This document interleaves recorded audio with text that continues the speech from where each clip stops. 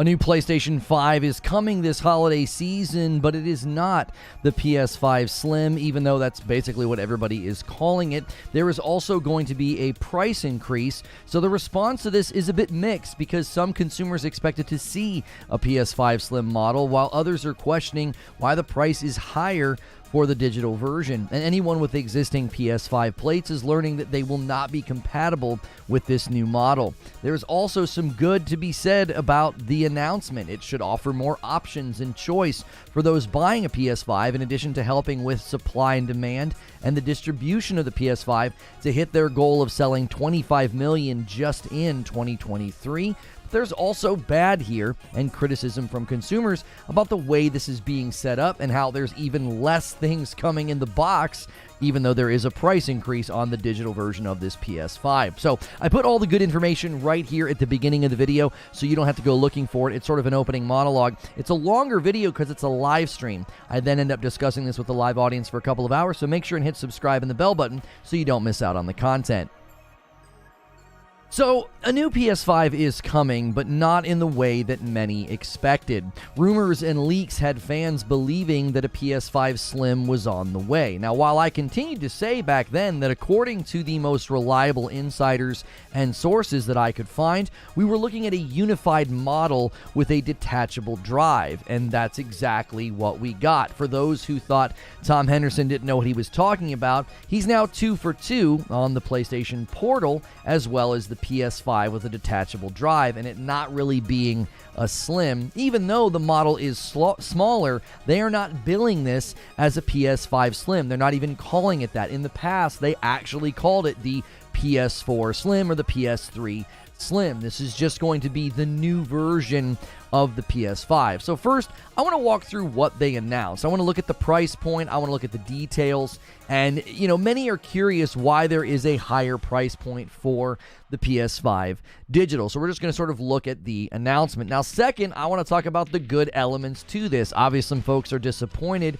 and others are being critical simply because it's Sony, but there are definitely some good aspects to this new PS5. But lastly, I do want to walk through the bad. There are things about this that are making people very unhappy and very critical. And even though I think the clear indication here is to help Sony with distribution and that the target audience is new customers, existing consumers, and those who commentate on these types of things, well, as good as consumers can be, we tend to make everything about us, right? Well, there are things about this that I think are worthy of some questions and some criticisms and concern about long-term, what are we going to be getting from Sony whenever they launch new hardware. So first, what did they say? Well, the new PS5 model was announced in a blog and described in this way. Quote, smaller PS5 design comes with 1 terabyte storage for PS5 and PS5 Digital Edition. New model provides option to add an Ultra HD Blu-ray disc drive to PS5 Digital Edition. So basically, they published a blog talking about this device, and that was kind of how they kicked it off. And while I am calling it a PS5 Slim in the YouTube title and description, because that's what everybody's calling it. Nobody knows really what to call this thing when they're searching for videos about it. PlayStation is not calling it a PS5 Slim. Now, fans will likely continue to refer to this as a PS5 Slim, but the PlayStation 5 is simply being updated. This will be the version that they sell going forward. Now, this is part of why some folks are being critical, and there are negatives to say.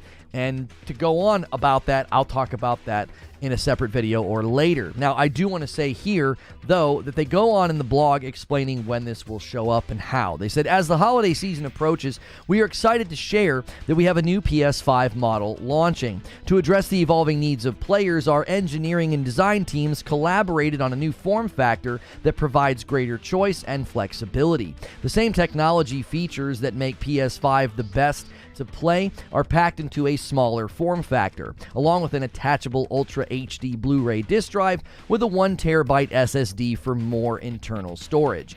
So they are increasing the storage, and this is actually causing some confusion. Just so we're clear, the current PS5 has an 825 gig hard drive. Now, some think that it's a 1 terabyte hard drive and then you get 825 after the operating system and everything else. This is not true. If you go to the official site, it says right below the price point, 825 gig. That is the hard drive that is in this device. That's what you get. Now, it comes out to roughly 670 gig for game installs once everything is installed. So when you turn the thing on, you don't have 825 gig available for your games. Now, numerous Google searches will give you incorrect information about this. I saw multiple sources and instances claiming it's a 1 terabyte hard drive with 825 available for games. This is simply not true. This is something that people kind of criticized early on. They're like, this is kind of a weird hard drive, 825, and then you only get about 670 for games. You contrast that against the Series X, you have about 800 gig available for games on that one because you have a 1 terabyte ahead of time. So this is a point of criticism early on. So a lot of people are getting this one wrong, and this is obviously then causing confusion because people see, oh, the new PlayStation 5 is going to have a 1 terabyte hard drive in it. Well, don't we already have that? So there is some backwards thinking here. It's like, well, it's not actually larger.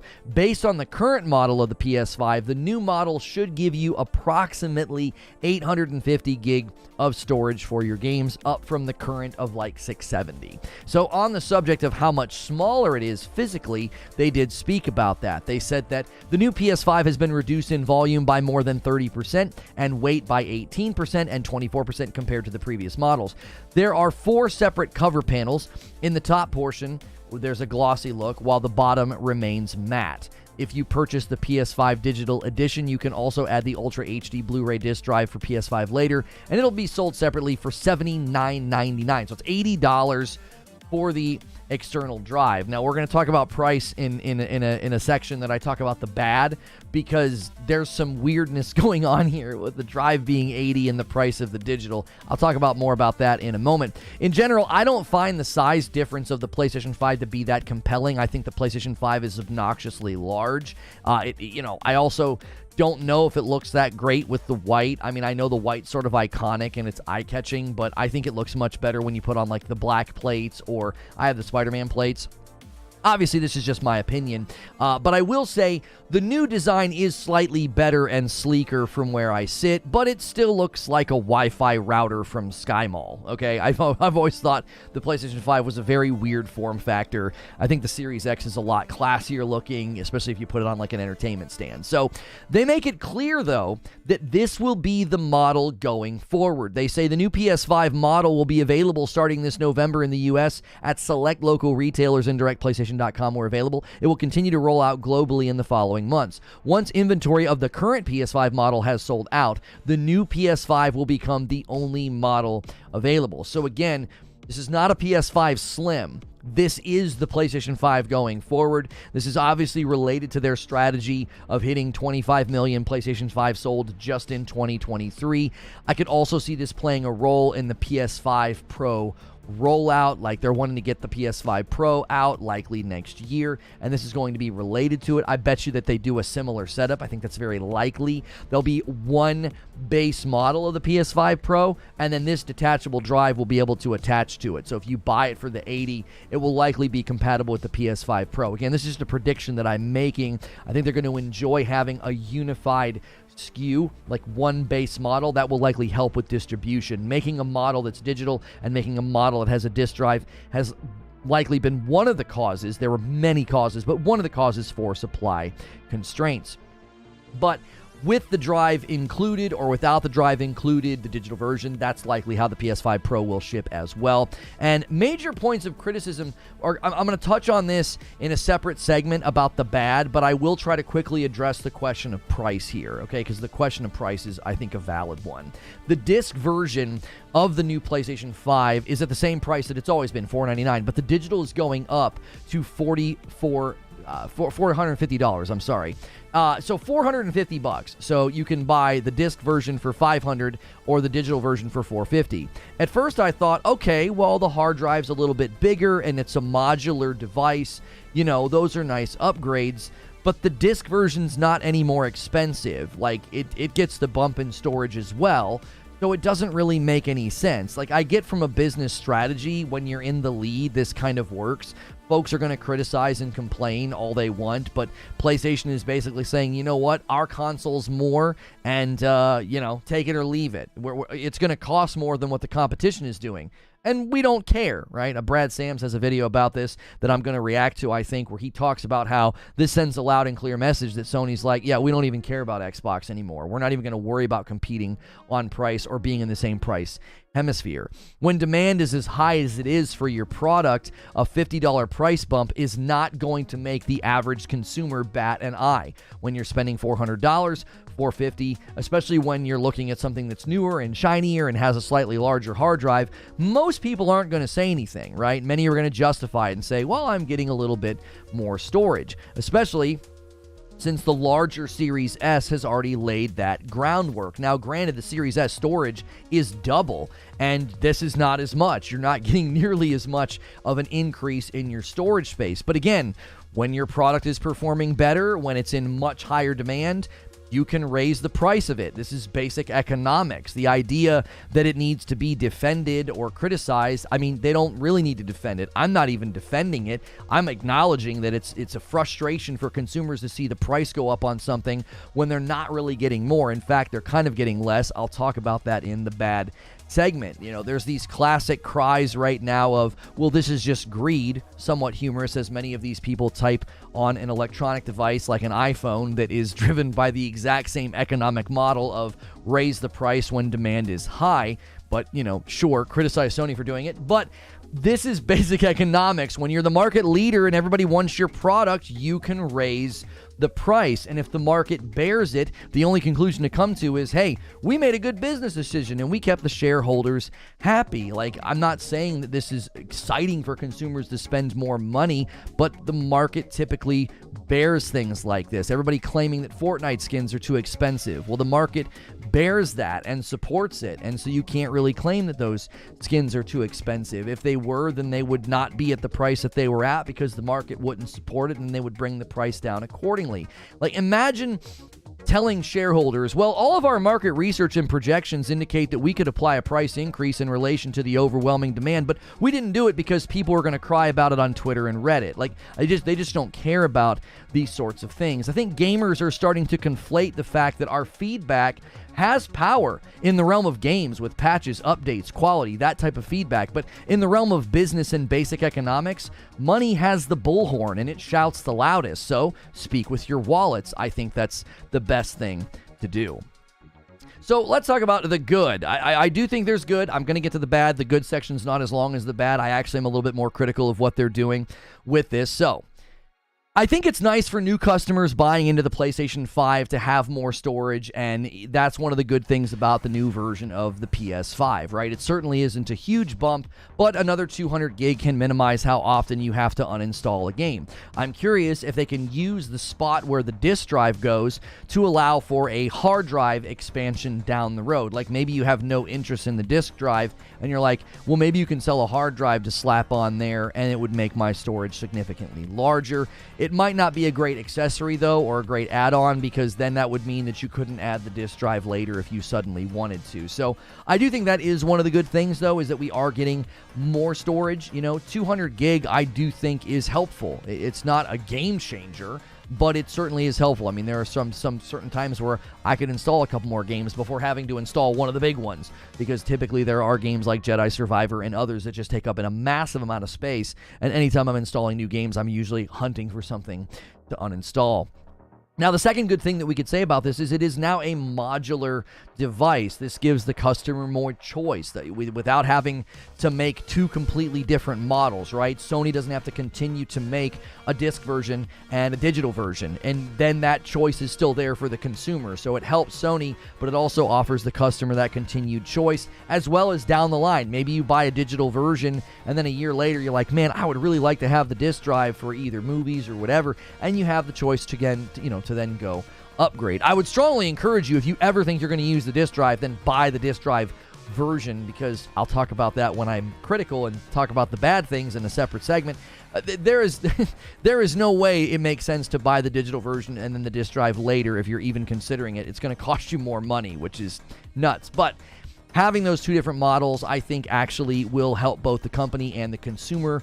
I think they benefit from that level of modular choice because it helps production lines. This is obviously then related to the future of the PlayStation console. So the third thing this does that I think is good is it unifies production. It'll be a lot easier for PlayStation to meet demand and distribute the console if you're making just one base model instead of two. This is also likely going to free up production lines for the PS5 Pro as well. They're going to be able to use wherever they've been making. Let's say they have production lines for the disk drive and production lines for the digital.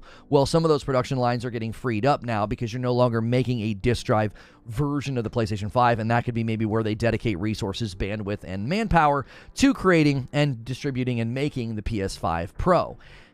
And listen, the truth is here, this is going to help them hit high levels of production and distribution so they can hit their 25 million goal. Like they're already at like 40 million PlayStation 5s, but they want to sell 25 million just in 2023 alone. This will likely help with that since this new version arrives in the holidays, and demand for the PlayStation 5 is likely to go up because of Spidey. Everybody loves Spidey, and Spider-Man 2 is no doubt going to be one of the most sold games this year. And the truth is, the good here about the PlayStation 5 new model is it largely pertains to the logistics of Sony. The consumers are benefiting by having a modular device with slightly more storage, and then there's more availability of the console in stores. But for the most part, this is helping Sony maintain their position and distribution, which isn't bad for the customer, but it certainly doesn't make this a total win for us either. And that leads to the bad, okay? I think there are some bad things about the new PS5 model. While the device is primarily aimed at new customers, I find it strange that so many PS5 owners are decrying it as pointless or bad. It's not really aimed at you. You're not supposed to buy it. Like, you already have one. There's no reason to buy this and upgrade for a slightly larger hard drive or the ability to have a modular device. It is a negative, I think, that the new design won't be compatible with old plates. Like, I'm seeing a lot of people bringing that up, and I do think it's fair to make mention of that, but that's not really a huge deal. The number of consumers that want to buy this and then move their plates to it, that's an incredibly small percentage of the people who will end up buying this. The vast majority will be buying this new model as their first PlayStation 5. And even if somebody buys this as like their second PlayStation 5, I don't see I would do that and then be like, oh, I really want to move my Spider-Man plates to this. Like, the only reason I would do that is if my PlayStation 5 with the Spider-Man plates like stopped working or something. So again, I do think the fact that the plates aren't compatible is a negative, but in light of the fact this is aimed at new consumers, I don't see this as being a huge issue. I think there are far better things to criticize than that. It is coming out in the wake of the Spider-Man 2 launch, so I am curious if they're going to try to make the Spider-Man 2 plates available in the new design, especially around the holidays when everybody's thinking about buying video game accessories and merchandise. Now, the second negative thing that I've touched on a couple of times is the price increase. It will likely have no effect on demand. I think we can just fairly say that. I don't think the PlayStation 5 is suddenly going to struggle to hit their sales and their goals because the digital version's $50 more. I don't think it's going to have an effect on that. But this looks strange in light of the very small hard drive upgrade and the fact that the disc version does not have a price increase. I could certainly think through this and conclude, listen, I know from a business standpoint, they're like, listen, market research says $499 is about as high as we can go. If you raise it beyond $499 to like $550, the market wouldn't bear that. That would actually hurt the distribution of the disc version. So keep that one at $499. But they know that $450 is not going to hurt demand. It isn't. They're like, an extra $50. Like, I can understand that intellectually, but I think it's totally valid for the consumer to say, why am I spending $50 more than before? Like, what's the point here? Especially if you really crunch the numbers here, if you really crunch the math, the external disk drive is $80. So if you buy the non-disk drive version, shouldn't it be at least $80 cheaper? Like, if it's a $420 device, hey, $420, right? That would make sense because you could buy it. It's slightly more expensive than the older digital model because it's modular and has a slightly larger hard drive. But think of it this way. Right now, if you buy the digital version this holiday season for $450, and then later you buy the disc drive for $80, you just spent $530 instead of $500, okay? you'd have been better off just buying the disc version to begin with. So from an optics standpoint, this is just a bad look. It doesn't make any sense. Like, okay, so how much is the disc drive? Oh, it's $80. Okay, how much is the version with the disc drive? Okay, it's $500. So how much do I save when I buy the digital version that doesn't have the disc drive? I only save $50. Why don't I save $80? That doesn't make any sense. That doesn't actually, like, sitting on the shelves of the store, I could see a consumer being like, this makes literally no sense at all. At the end of the day, it's a business decision that will likely help their margins or their losses on hardware production and distribution. We know often consoles in their earliest years are sold at a loss, and this could be just them trying to cushion against it. They know they're going to be selling millions of these, and that extra $50 adds up when you're distributing and selling millions of, pieces of your product. And if it doesn't hurt demand, thinking strictly from a business standpoint, it's hard to fault them, but I do think it is a negative. This is not something that is good for the consumer. In the same vein of the price optics, another negative is the vertical stand being sold separately. This just smacks of the classic Apple approach of giving you less while charging you more. Starting in 2020, iPhones stopped coming with chargers and headphones. Now, I get headphones, maybe, but no charger? Like, what? Like, so what am I supposed to do with the phone? Like, oh, you already have a charger. Yeah, well, maybe, but this just feels exactly the same as that. They were selling, the chargers and the headphones separately. Why? Right? Well, because they could. Okay? Now, this is just like the $50 price increase. They likely won't be hurt by this, okay? But $30 for a vertical stand? That's laughable in two ways. First, it's a joke to sell a stand. It's literally a piece of plastic with like a metal ring around it for $30, okay? But it's also comical because they're going to get away with it. Like, it's not going to hurt them. Nobody's going to stop buying a PlayStation 5 because they don't get a vertical stand. One of the reasons I think that this is one of the reasons I have said that I want Xbox to do more hardware innovation and to push power, because Sony's not really competing now in that realm. This move that they're doing right now with this new model and the pricing structure and taking things out of the box while charging you more, well, with the PS5 Pro coming next year, we could definitely see a similar scenario. Like, we're the big dog now, you don't get a controller, right? You just get the PS5 Pro. When the PS5 Pro hits late next year, which is likely when it hits, versus the Series S dominated Xbox market, PlayStation's just going to continue to raise prices on hardware because it signals them as the premium gaming platform. And I've always been in support of paying more when I'm getting $10 more for a director's cut. Made sense to me because it's like buying an extended version of a movie, right? You're getting more, so you spend a little bit more. That's perfect value transmission logic to my brain. If I'm getting more, I'm spending more. That's not what we're looking at here, okay? You're spending more and you're getting less. Now, somebody's going to push back and say, but you get more hard drive space. Okay, but then why is the disc version not more expensive? Why are you only saving $50 by buying the digital version instead of $80, since that's the price of the disc drive? Again, this all looks like what Apple does, and many of us have said that Sony and PlayStation are becoming the Apple of gaming. They're becoming the premium platform. They're the platform that can sell accessories and everybody buys them. They're the platform that can just like raise the price on hardware and give you less stuff in the box and people buy it anyway. That's not necessarily bad for consumers, but it's also not necessarily good for consumers because it starts to remove choice and requires you to spend more. The last negative, I think, that relates to all of this, sort of the undergirding negative, is that many were hoping for a PS5 Slim. Spending more for a completely different model with Slim in the name, I think would have gone a long way. It's like, well, no, you don't need a vertical stand. It's a completely different model, and it's intended to be on its side, but if you want to stand it up, we have this separate stand that you can buy. Now, that would still receive some criticism, but I don't think it would receive as much. I think the optics on it would shift a little bit, because this just feels like, hey, we updated the PS5 to be modular, give you a little bit more hard drive space, we took away the vertical stand, and we raised the price on digital for no reason. It just doesn't really hit as strongly as, here is the PS5 Slim, and it gets a little bit more hard drive space, and we made some changes to the shape and the form factor, so we didn't include the vertical stand. I think that's a little bit easier to sell than what they're currently doing. Again, all these negatives don't really affect new customers or the demand of the PS5. I think the average customer doesn't pay any attention to any of this, but that doesn't mean that they aren't worthy of some criticism and some pushback. The PS5 is the dominant next-gen console, and this announcement just cements loud and clear in terms of dollars and cents. So let me give you my thoughts and my conclusion on this.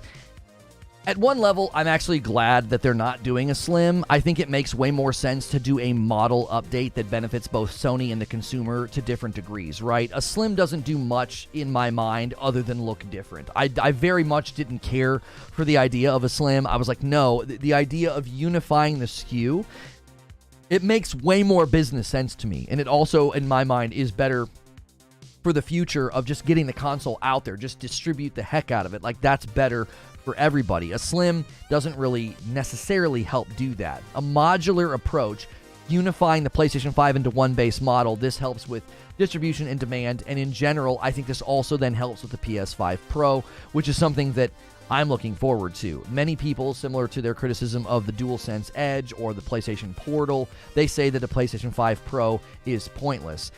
I think the proof's always in the pudding and the sales, and we continue to see that with the PS5 Portal, the DualSense Edge, even the PSVR 2. These are all devices and things that were decried as pointless or stupid or DOA, and then they sell like crazy. So I think a PS5 Pro is on the way, and if this helps usher that in, I'm fully in support of that. The second thing I want to say is, while there is good and bad about the new PS5 model, I largely think long-term, nobody will care or remember.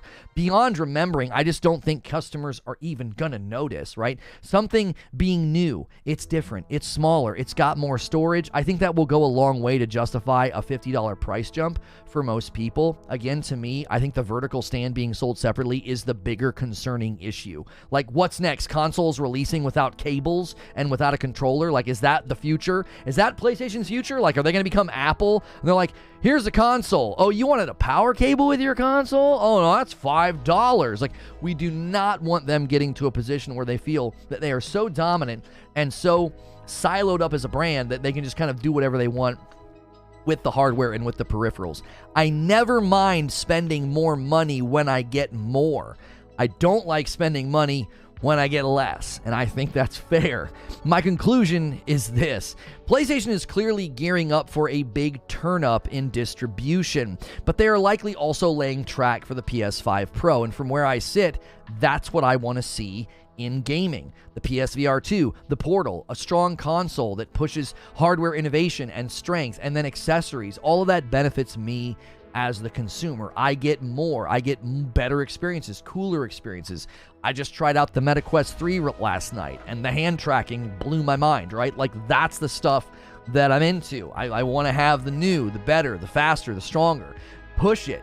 Push the innovation. Do new things. So I like that PlayStation is seemingly doing that. I think if the Nintendo Switch 2 lands in the way that we're hearing, the future could have three very distinct players. Nintendo would continue to dominate as the sort of portable, fun family gaming console, and that would be their identity. PlayStation would become the premium platform like Apple, where there's lots of high-end, premium, high-priced accessories, and then Xbox would be the submodel, the ecosystem. And the question is, do they all succeed at this approach? Are all of these approaches valid? Are they going to work? And the bigger question is, where do we land as consumers? And that's the show open.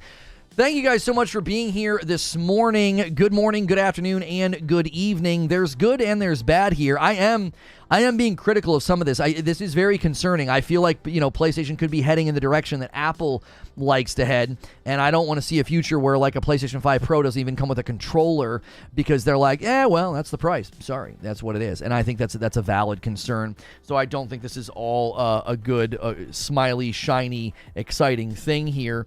And the price point just doesn't make sense. Like, you can't make sense of that to me, no matter how hard you try. I bet you some of you are going to try. Ryan Hayer with 25 months as a member, and it's a VIP plus. And the first gifted member of the day, Han shot first, and so did you. Thank you, John, always. And Connection gifts a member, off to a fantastic start. We have about 2,500 members. You guys have been absolutely crushing it. And Fright Night is the big goal right now. We need 500 more members, and my wife and I will be doing Fright Night every Friday night for you guys. That way, in sort of the season of October, right? And another one comes in from Patrick. Thank you guys so much. Starting off the day immensely strong here, and I even have a super chat to thank. I haven't even left my fan funding page here. Super Googly with a $20 super chat tip. Just release the Pro and take our money. No one cares about the Slim or the Portal. Well, here's the deal with that. Okay, here's the deal with this. I tried to touch on this in the show open. PlayStation's going to benefit from this a whole lot more than us. Okay, now we certainly benefit when they are able to distribute more of their console. That means more people can buy it, right? But this is going to benefit them. They're going to be able to hit market saturation with the PS5. I believe it will surpass PS4. I think they're going to pass it, and this is how they're going to do it. So this is mainly for them, but we benefit. I don't think we benefit by them selling a vertical stand separately, and I don't think we benefit from them being like, hey, the digital's $50 more just because. Like, I don't think we benefit from that at all. But if it helps them distribute more consoles, then that's actually good, because we don't want consoles to be constrained. I think that's bad. I think that's proven itself to be bad for Xbox. I don't think constraining their distribution has been particularly good for them, and I don't think it will be long term. I think third-party developers will flock to the console that has the greater distribution, and then that lopsides the market, and I think that's a problem. And then it leads to the need for acquisition. There's a whole pendulum swing there going on, right? So I don't think constraining consoles is good. So this is good that they're increasing distribution because of this unified SKU. Yo, my brother's in chat, Derek without a badge. We got to fix that. Thank you. And so is Feed on his new account. Bumble Pants with 13 months as a member. Extra storage is always good. Adding a 2 terabyte SSD expansion into my PS5 was fantastic. Having everything installed now with no more juggling installs. Eugene says disk drive interface, USB-C, extra storage on a machine that already had a razor-thin margin and such raised price doesn't have to make sense. Oh, I don't expect them to make it make sense to me, Eugene. It's a business decision at the end of the day. Right? It's a business decision. They know they can do it. They know that they can do it. You know what I mean? There is an assumption that the high-speed interface modification to the digital edition is free. The extra $30 is most likely due to the additional cost, logistics, packaging, cover plate. Okay, sure. But track with me here. The disc version price isn't going up.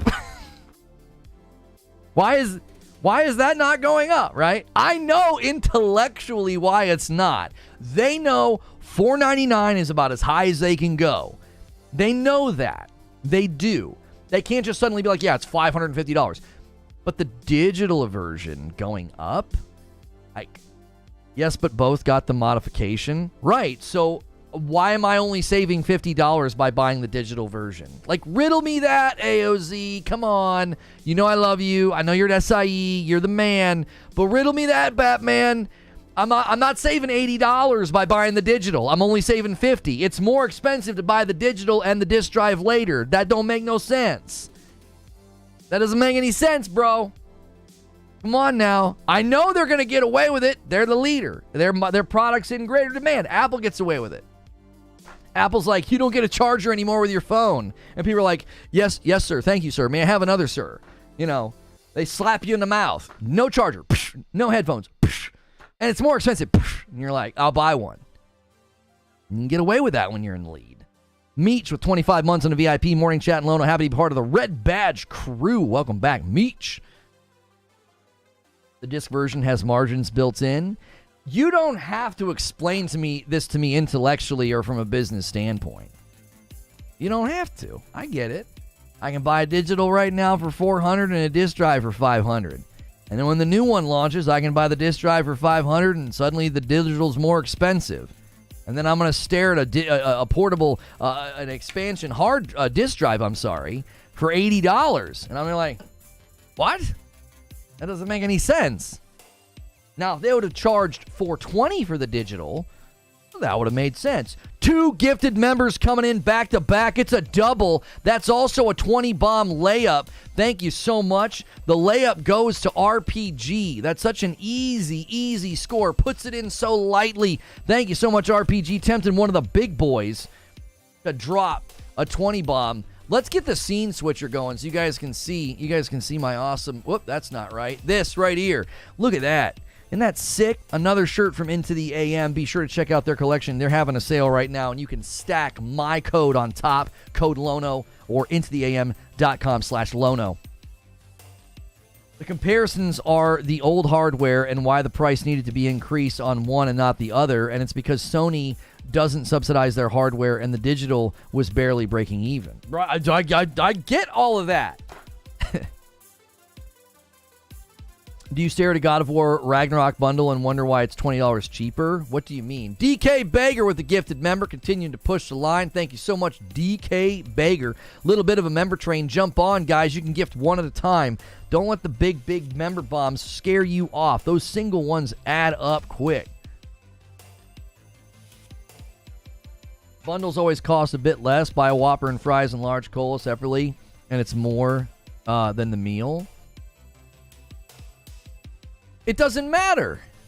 You think the Javier Cotto comes in. We've not got to yell that name in a while, and he's here. Not only is he dropping the 20 bomb, he's the Agents of Chaos because he's pushing us past 25 all by himself. And then another one, a 5 bomb, comes in from Hex, and he pushes the line. We've got a bona fide member train happening right now. Get involved. Throw one in, throw a 5 in, throw a 20 in, throw a 50 in to get the Death Star on the screen. You guys are the best. Thank you so much. Pushing the member count a little bit higher. If you guys just got a gifted membership, make sure and say thank you to the people that did that. Consider gifting a membership to pay it forward. Every 25, I give 5. I already owe you. I'll do that later during the premiere. And another single member coming in from my man, Stone Spire. And appreciate that. If you guys have been getting little housekeeping, let me just say this very quickly. If you guys have been getting too many notifications from my channel, YouTube made a change where, like, every time I schedule a stream for members, it tells you, hey, he scheduled a stream. And then it tells you he's going live in 30 minutes. And then it tells you he just went live. That's absurd, okay? That's too many notifications. And I'm sorry about that. We're going to make a change today that should limit it to 1 notification per member stream, okay? We did some experimenting yesterday to solve that issue, and I am sorry that they made that change. I'm excited that they're trying to tell you, hey, here's members content, but they went way too far, and we have come up with a solution for that. So you should start getting less notifications as a member because you don't need 3 notifications for a stream. That is absolutely absurd. So just a little housekeeping issue. I acknowledge that's been happening, and I am sorry that's been happening, and we are trying to address that. A single gifted member from Joker Quinn, and Veter hits 16 months as a member. Does inflation have a role in the price? I mean, maybe not. I mean, the disc version isn't getting touched by the price increase, only the digital, so... Yo, Web Dave, good to see you, my man. He says truth, plus $30 for the stand. That's my big... you know what here's the thing. Everybody's focusing on the $50. But do you know what the bigger cause for concern is? A 5 bomb comes in from Keithius, keeping the member train going. Thank you so much. And bumps the line to 38. Keep that member train going. Let's just see 5 bomb after 5 bomb. Thank you so much, Keithius. Let's get my brother Derek back in the member pool. I actually find the vertical stand not being included and sold separately, that's more concerning to me. That's Apple. That smells like Apple to me. I'm not paying more and getting more. I'm paying more and getting less. The stand is a cosmetic. It came with the first one. It's just what Apple did. Apple's like, you don't get headphones or a charger. And the price went up. No, you will never convince me that them not including the stand is not a cause for like, here we go. Here we go. Your product is so good and so in demand and you're crushing it that you get to be like, yeah, take it out of the box. They don't get that now. It's $30. Come on. What are we doing? No PS prior to the PS5 came with a stand. The only reason this one came with a stand was because it needed on the it was needed on the horizontal. No charger was imposed by the EU. Wait. Apple wasn't allowed to include chargers because of the EU? Is that true? I've never heard that before. Doc says, I'm sad. Sony's not Sony anymore. This console war stuff is no longer fun. Doc,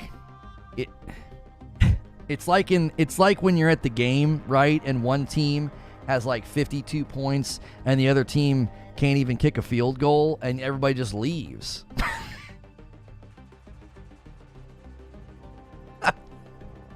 I'm sorry. Y'all are down bad right now because of Forza. You know, I can always tell when Xbox is doing bad. I get attacked for the most minor things. Can you believe what this guy said? What did I say this time? You know, I trim my nails on a Tuesday. Can you believe it? He doesn't trim his tails. He doesn't do it on the weekend like a real man. It's like, oh my gosh, you guys have really got to be down right now. What is going on? I know it's bad right now. I know it's bad. Wait a minute. Yeah, I flipped that around on you, didn't I? My favorite, Doc. This is my favorite. I was watching Brad Sam's video, okay? So I'm gonna probably react to your video, Doc. We're resurrecting reaction content, but I'm gonna do it on a separate channel, Reforge Reacts, because it's a very different vibe, and I don't necessarily want to put it here. But I'm gonna react to your Sony Out of Touch video. I think. Now, here's the thing. Your video was recommended right below Brad Sam's video, where Brad Sam says Sony claims victory over Xbox, and then you're down below like this. Sony's losing touch. I was like, well, there's two ways to look at this. Let's see what both of these gentlemen have to say. And yeah, it was good. It was good perspectives, like two different perspectives on what's going on. Because Brad Sam's is like, this is a loud and clear message. Sony's like, we don't even care about Xbox anymore. Xbox who? What's the price point on their console? Who gives a frick? Ours is $550. Why? Because we said so. And no, you don't get a vertical stand. You got to buy that for $30. And yes, if you buy the disk drive later, it's $80, and that makes it more expensive than the disk drive version. Shut the frick up and buy it. Like, that's what they're doing. They're like, we don't care. But the Series S is only... Then buy the Series S. That's their attitude. They're like, we don't give a frick. We're not even considering them anymore. I thought Brad's take was good. I kind of agreed with them. I was like, yeah, I think that's one way to look at this. Is that Sony looked at the market and said, price isn't an issue anymore. You know? Pretty I was right. I have way more subs than that Sam guy. No, you don't. No, you don't. Brad Sam's has got a pretty good sized channel. You should be subscribed to him. He covers Xbox stuff. He's usually in their corner. He has 51,000 subscribers. I think he's good. He's a really good content creator. I like his content as well as yours. Why should they? Xbox isn't competing where it matters. Exclusive software. You're right about third-party devs. They're going to support the best-selling console, a.k.a. the PS5. Listen to me, y'all. The pendulum. That pendulum's going to swing. It already is swinging. Hey, let me pretend, bro. Your viewership to sub ratio always blows me away, though. It always blows me away. I'm like, this guy's pulling 2 and 3K views, and you don't even have 10K subscribers. That's not a slam. That's praise. It's like, this guy doesn't even have 10K subscribers, and his videos pull 2 and 3K views. Get the frick out of here. Golly. I have uploads that do that well, and I've got more than 3 times your subs. It's freaking annoying. Freaking annoying. I need to put on a tank top and stand in a bathroom, or wherever that is that you stand. I'm just having fun. PS5 is outpacing the Switch, by the way.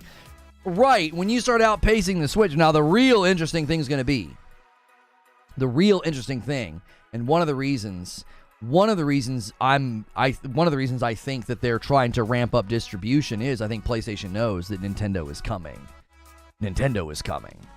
it's like, yeah, they might look like they're kind of having a tiny little downturn. Dude, they're Godzilla dipping their head for a drink. They're going to come blasting back up next year with the new Nintendo Switch. You know what I'm saying? Like, this is going to be, it's going to be, I'm telling you, 2024 is going to be wild, right? You got me laughing out loud at work.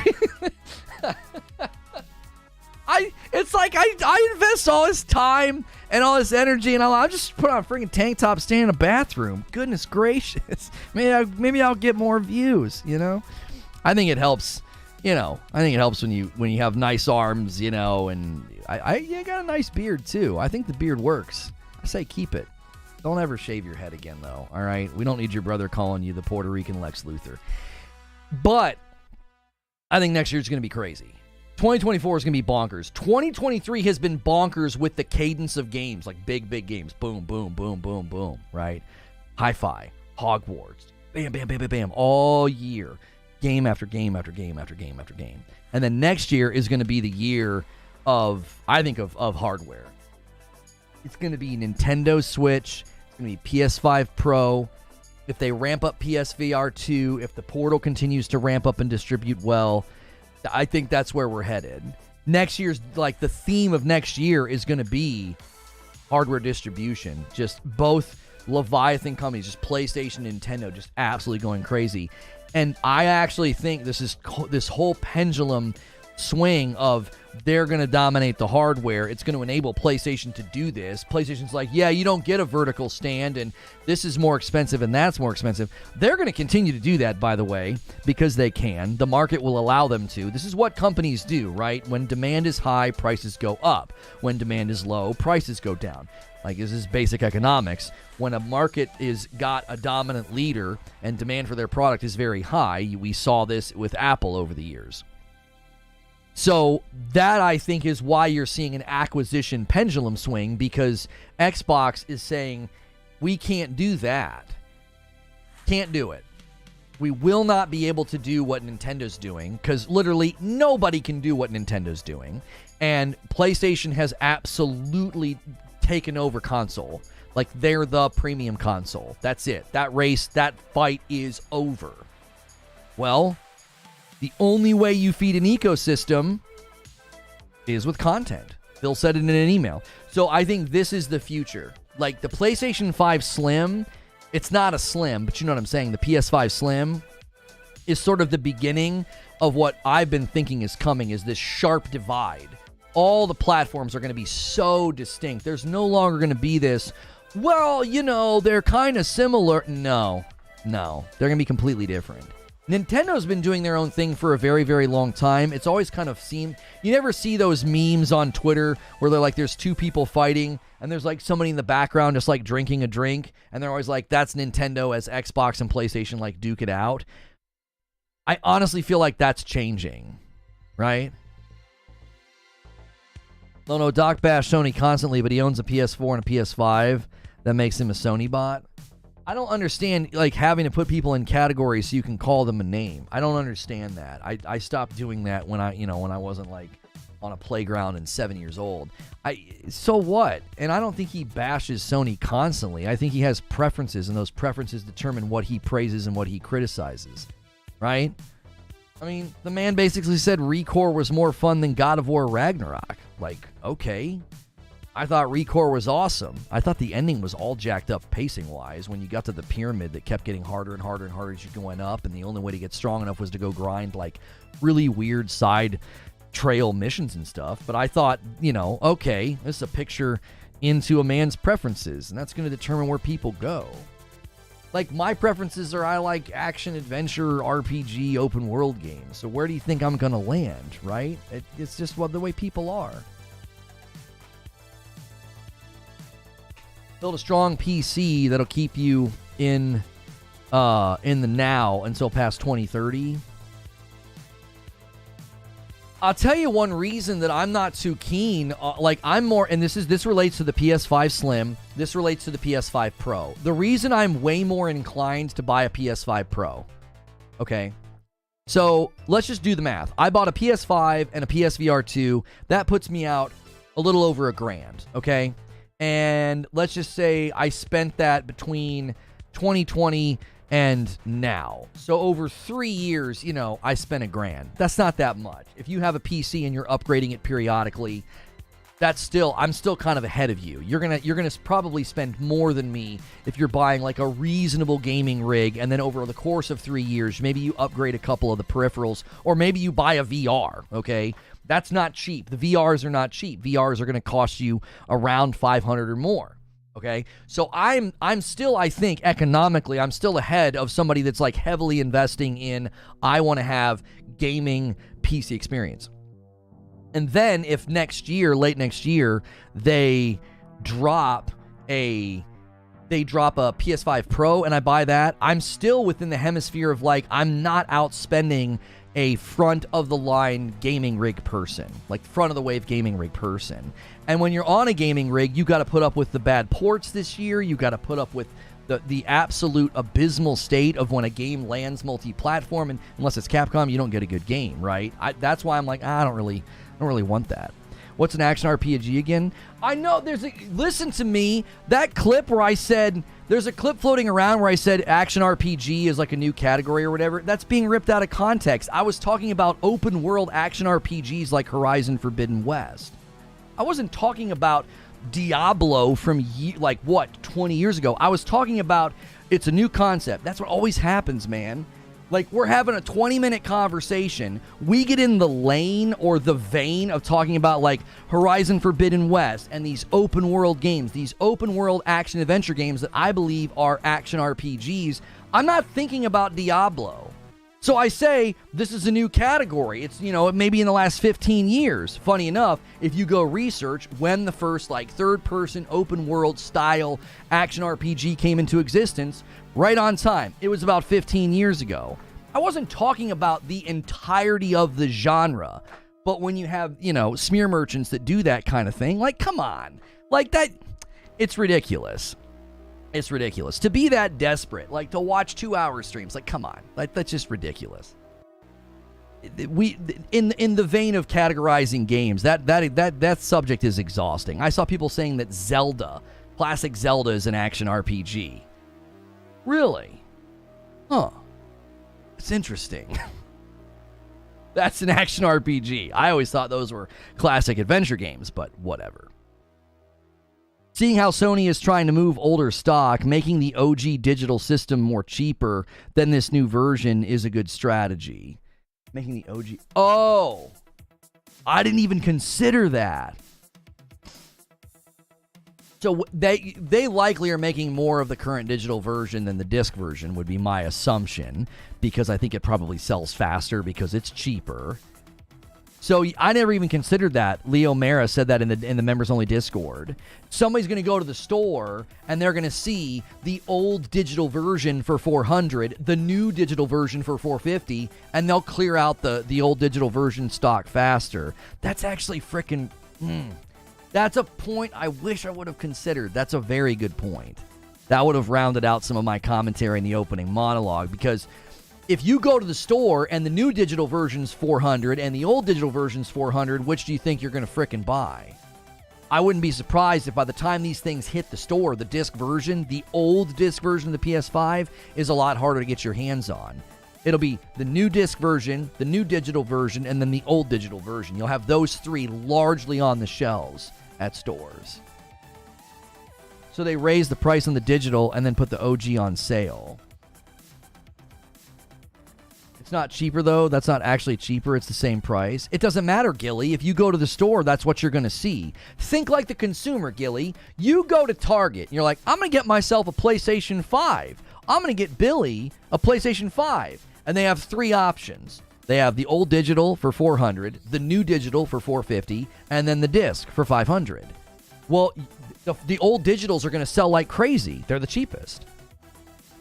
They're the cheapest. They'll pull those from the stores when the regions hasn't rolled out. Oh, and sell in the regions that haven't rolled out. That's exactly right. Add your flavor text. Yeah. I need my shoot. I need Butters to help me. Butters, how do I set up my my meta referral link? Where do I go to do that? Because we're going to want that text in the unboxing video as well. Yeah, I didn't think about that, Eugene. They'll pull and they'll only sell the old versions in the regions where the new version's not there yet.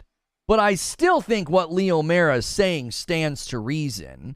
If you go to the PlayStation Digital or the PlayStation Store and you say, I've been doing that a lot, and you say, oh, I'm going to get myself a digital, they're going to have the older version for less money. And that's what you're going to do. You're going to buy the older version. They'll sell through the older version really, really fast. They've let go all the writers and directors on Daredevil again. Series getting entire. Oh, golly. Close to cancellation, I would imagine. They're not making any more of the original PS5 when the new gets released. Right, Liam, they're still going to have stock to sell, though. You can't rewrite history and say the digital is cheap. It's not. The new one's more expensive. You can't frame it that way. It's disingenuous, not you in general. Gilly, no one's framing it in that way. No one's saying it's cheap. When you say it's cheaper, that's accurate to say. It's totally accurate to say that the old digital version will be cheaper at that point. That's a comparative word. Cheaper? Cheaper than what?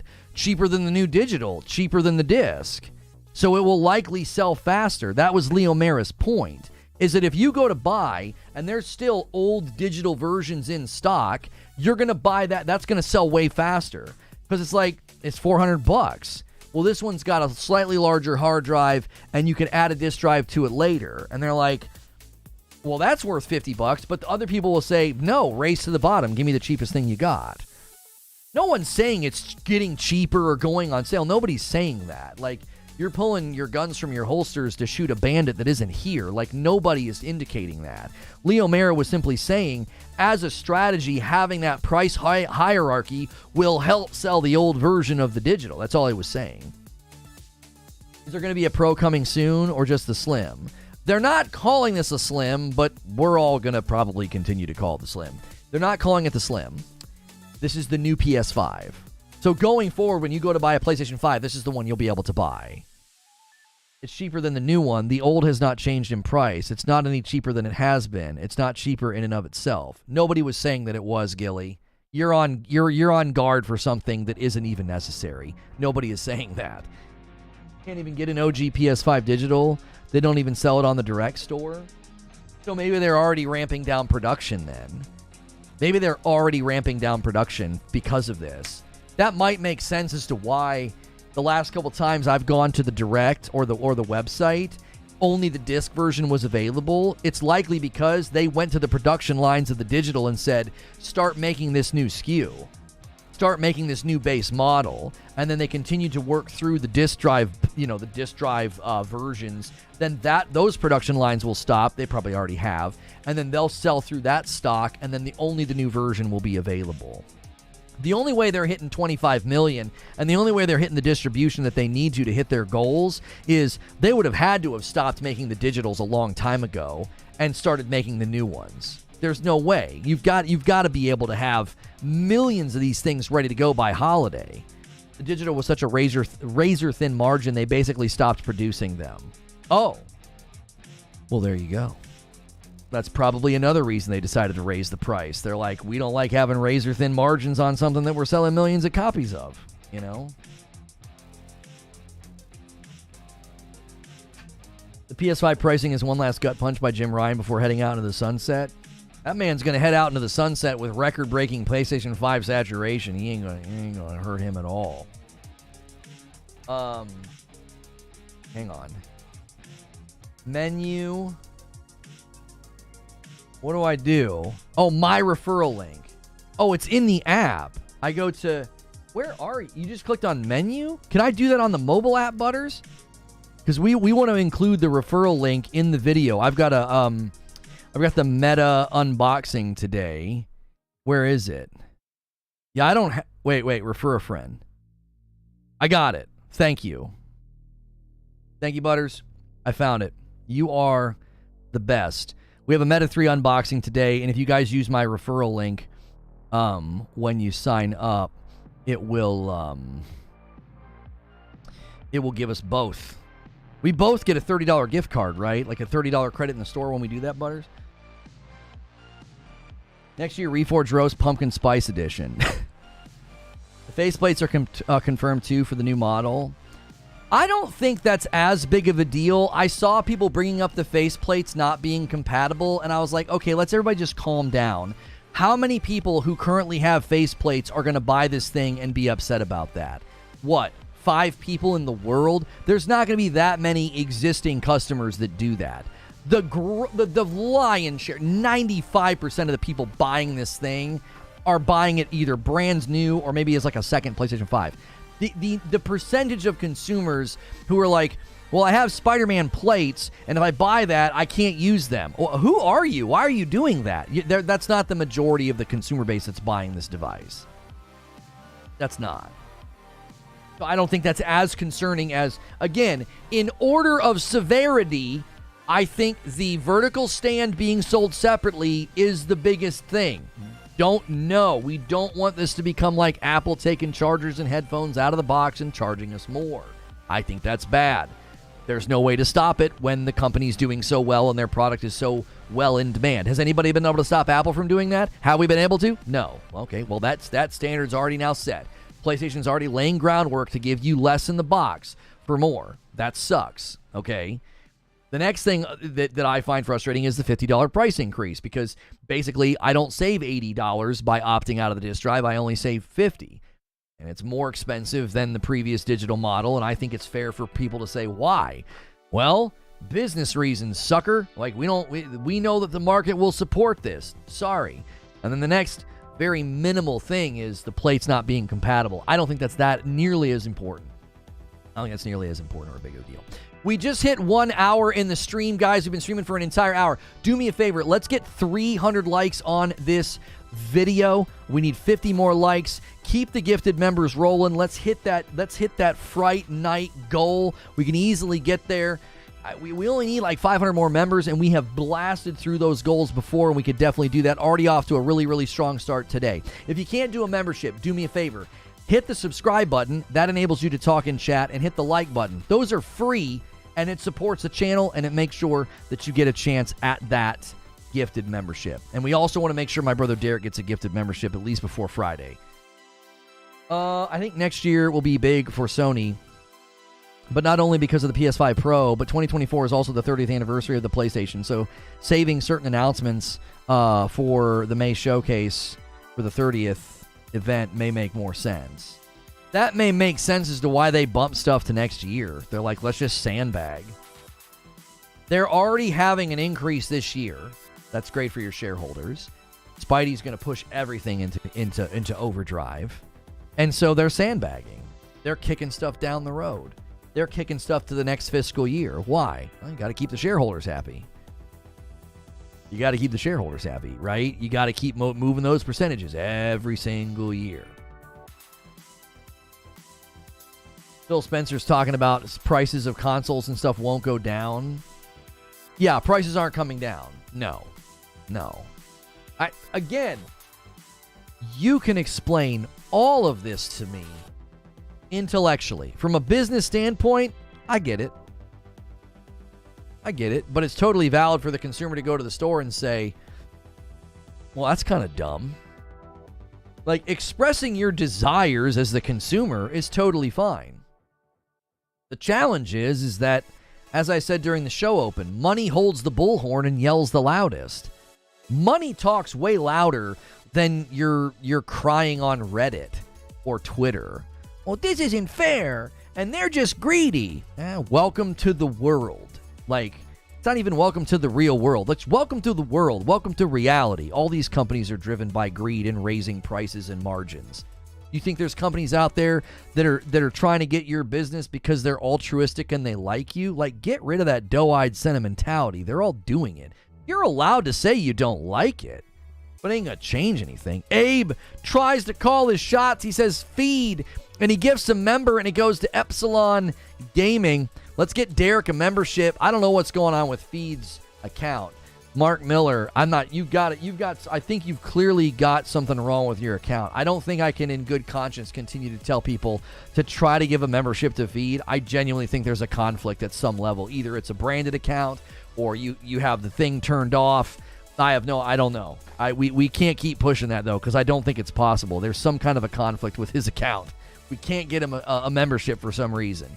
By now, he should have gotten one. He's been here enough with the new account. Derek says, I can't believe there's no $5 footlong at Subway anymore. That's true. The $5 footlong is gone. That is true. Sony pushes the person on Twitter crying to the side while others are lined up to give Sony their money. That's exactly right. Like, I made reference in the show open. Guys, I need 50 more likes on this video. There's 622 people here. Lurkers, make sure you've clicked it. Make sure it's not glitching out on you. We've got to make sure we nail that on the hour. The 1 hour mark is when we got to try to push that. Abe's trying to call his shots. Gifted the member to Derek. Says prices go up. Live with it, says Derek. Well, and it goes to Dreyu. Thank you so much, Abe. Abe sets up a nice layup, though. Look at that. 40 out of 50. You the man, Abe. That's an easy one. That's a 10 bomb. Prices go up, deal with it. Well, and yeah, so I made mention of this during the show open. I said, listen. Fortnite skins are commonly criticized for being too expensive. Commonly. $20, $25 for a skin? Yeah. That's too expensive. Says who? What do you mean? What's too expensive? What too expensive? More expensive? Not it should be cheaper? Why? According to who? Joker comes in, gifts a member. Raven comes in, gifts a member. Little member train going right off of Abe. Abe does it first, and now we got 2 more people following suit and pushes us to 42, the meaning of life. Thank you so much, 42 members on the day. Goes to Jordan and Austin. You don't like Sony's vertical stand or the price difference, don't buy a Slim, don't buy a used PS5, or don't buy it at all. Right, that's the only way you will have an impact on what a company does. That's it. So no, that's the only way. You can't impact the company and their business decisions purely by yelling about it on Twitter.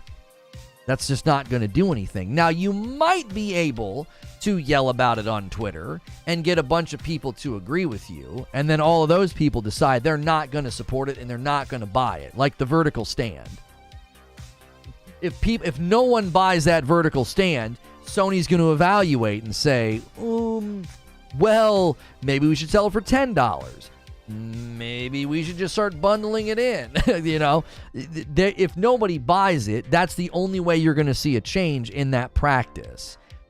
Generally speaking, I think, Apple and the chargers and the headphones, the reason that people just took it was because they either already had a charger or you need the charger. A stand's not required. It's a lot easier for people to opt out of buying a vertical stand than a freaking charger. Brian with 14 months of membership. The false concern from Microsoft fans crying about Sony's business plan is mind-numbing. Love the content. Keep it up. Well, yeah. I mean, they got to be concerned about something because they can't really talk about Forza, can they?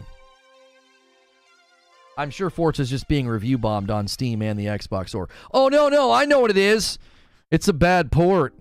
Yeah, that's why. That's why Forza's tanking right now, sure. They can't talk about that, so they got to talk about, the PlayStation 5 Slim. Imagine paying for the same console, nothing different. Come out with games. Imagine thinking that that's the target audience. You think that that's what people are doing? So you think there's 40 million PlayStation 5s in circulation right now, and you think that the target audience of this new PlayStation 5 is all those people? It's sad that PlayStation has no games and they want to drop a slim PS5. No games like Final Fantasy 16 and Spider-Man 2. Spider-Man 2 arguably one of the top charting games this year. What do you mean they have no games? What compared to what? What are you comparing their no games to? What? I'm trying to hear all the other games. I don't know what games you're talking about, so you'd have to fill me in. You're arguing against what sounds like an ideal. The ideal being like, well, they don't have any games. They're focusing. Well, you got more controllers than games on the other side. So what are you talking about? Trash, same game? Oh, I see. Okay. Is Forza Motorsport a brand new game? Is it even complete? Is it? I mean, if we're going to compare platforms and we're going to compare cadence of games, well, then let's do it. How's Forza Motorsport doing? How is it doing? How is Fallout 5 doing? I mean, Starfield. How did Redfall do? Like, do you see? Come on. The idea that, like, oh, PlayStation doesn't have any games, they're just launching a new console. Why would you buy another console that's exactly the same as the last one? Nobody's doing that. This is for new customers. This is for the fact that they're trying to sell 25 million PlayStation 5s in 2023. They're trying to ramp up distribution and saturate the market. You're not even looking at the reality of what Sony is planning on doing.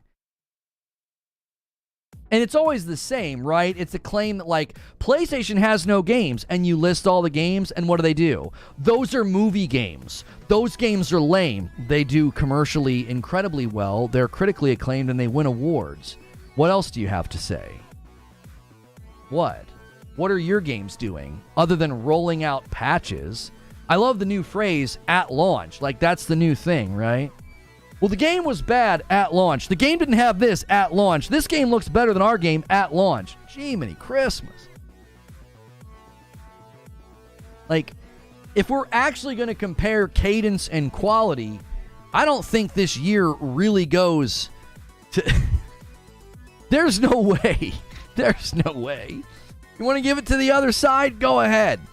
Go ahead. You got Redfall, a game that's getting like a 70, and a game that's getting like a 44% and is missing stuff. Go for it. If that's a good year for you, if that's a banner year, then the rest of this generation is going to absolutely suck balls for you. If 2023 is a banner year for Xbox, I don't even have to say anything. I just take a sip of my coffee.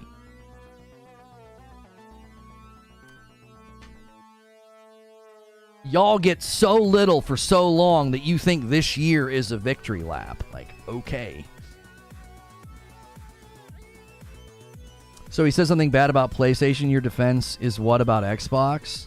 No, he said something that is unsubstantiated about PlayStation. He said you get no games. I said, what are you talking about?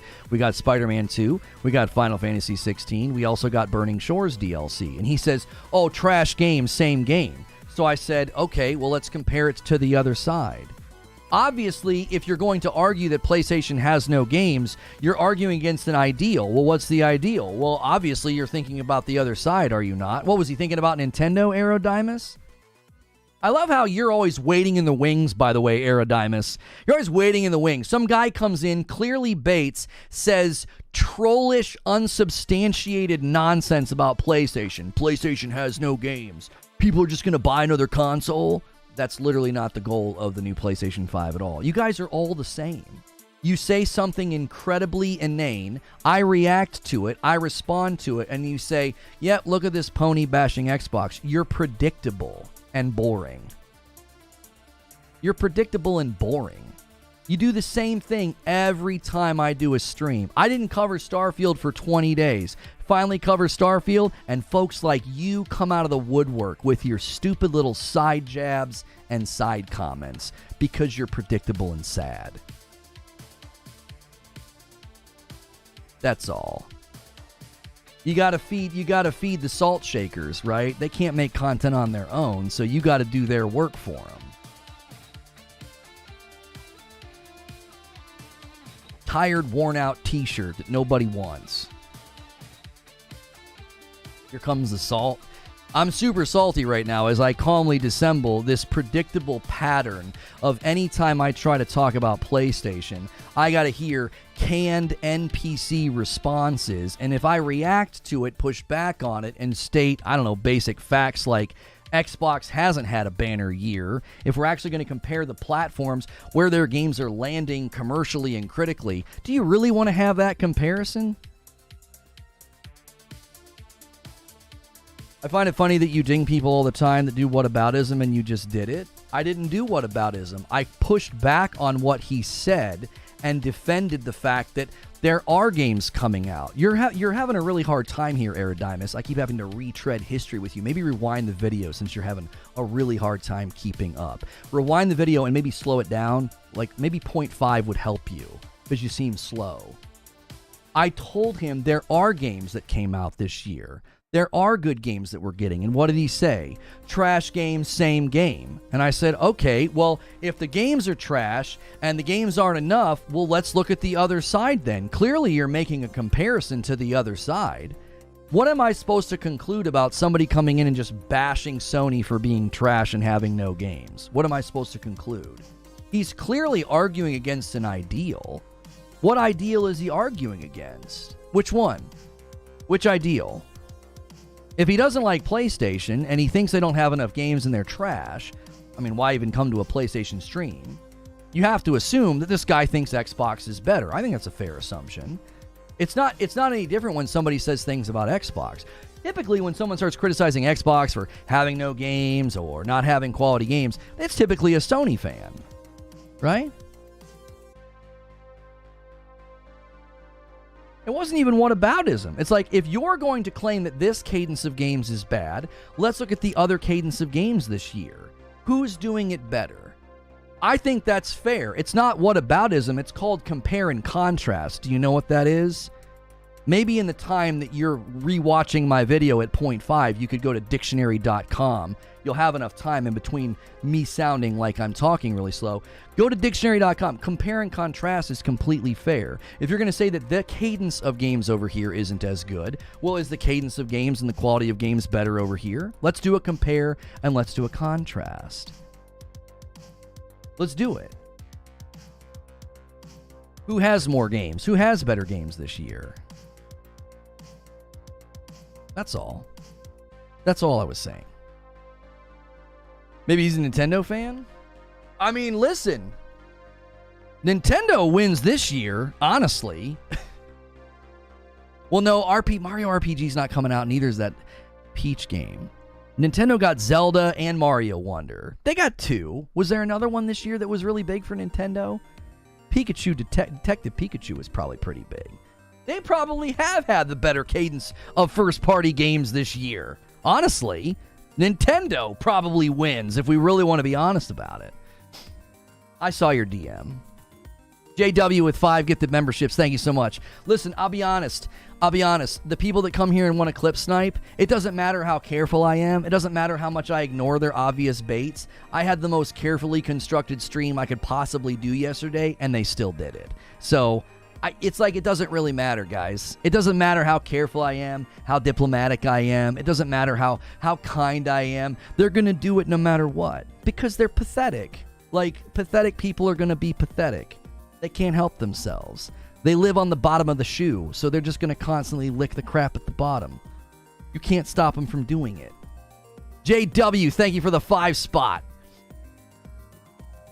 Can't ignore it. You can't ignore somebody when they come in here with a badge, and they're a purple badge, and they're going to be talking nonsense. If you compare PlayStation 2022 to 2023, PlayStation didn't release a first-party AAA game this year. They haven't released a roadmap. Okay. Is that a problem? Why is that a problem for PlayStation? Walk me down through that, Eridimus. Why does PlayStation need to do those things? Why? I've gotten PSVR 2 games. I've gotten a PSVR 2. I got Burning Shores DLC. I got Final Fantasy 16.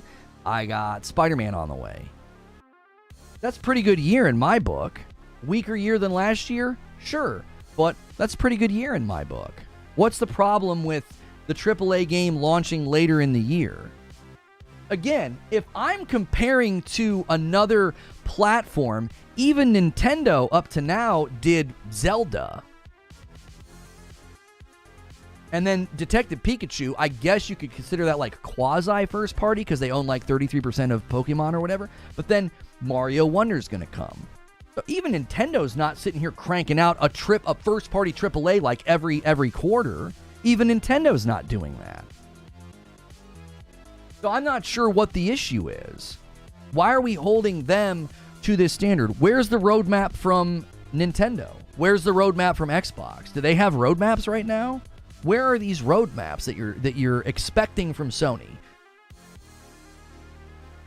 Why is Sony expected to pump out AAA games at a cadence that we're not seeing even from Nintendo? Why are we expecting a AAA cadence from Sony that do you really think Xbox has done that this year? This isn't whataboutism. What I'm saying is look at the industry.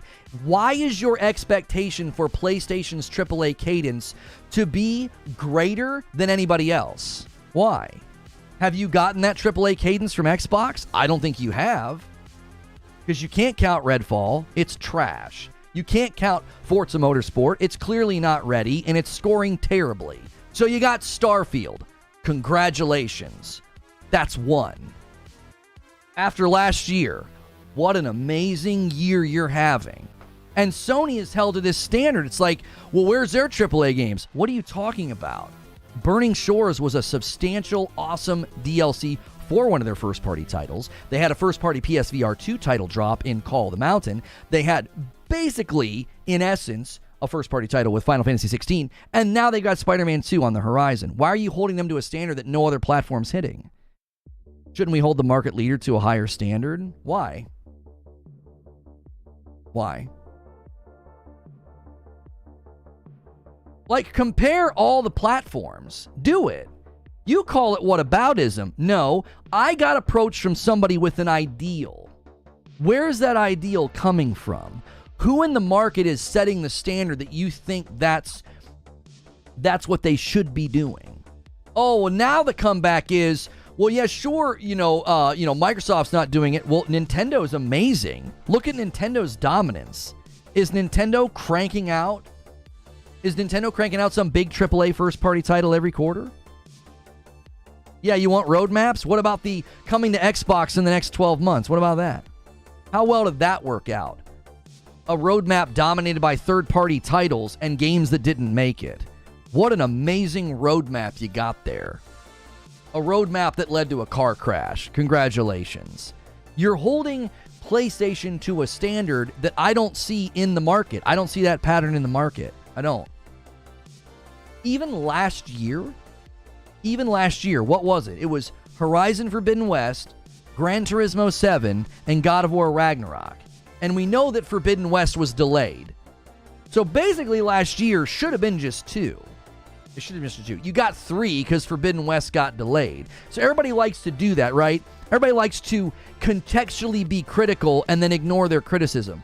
So all year, during the year, we're like Horizon Forbidden West came out, and Gran Turismo 7 and God of War Ragnarok. We constantly had to hear about, but they were delayed.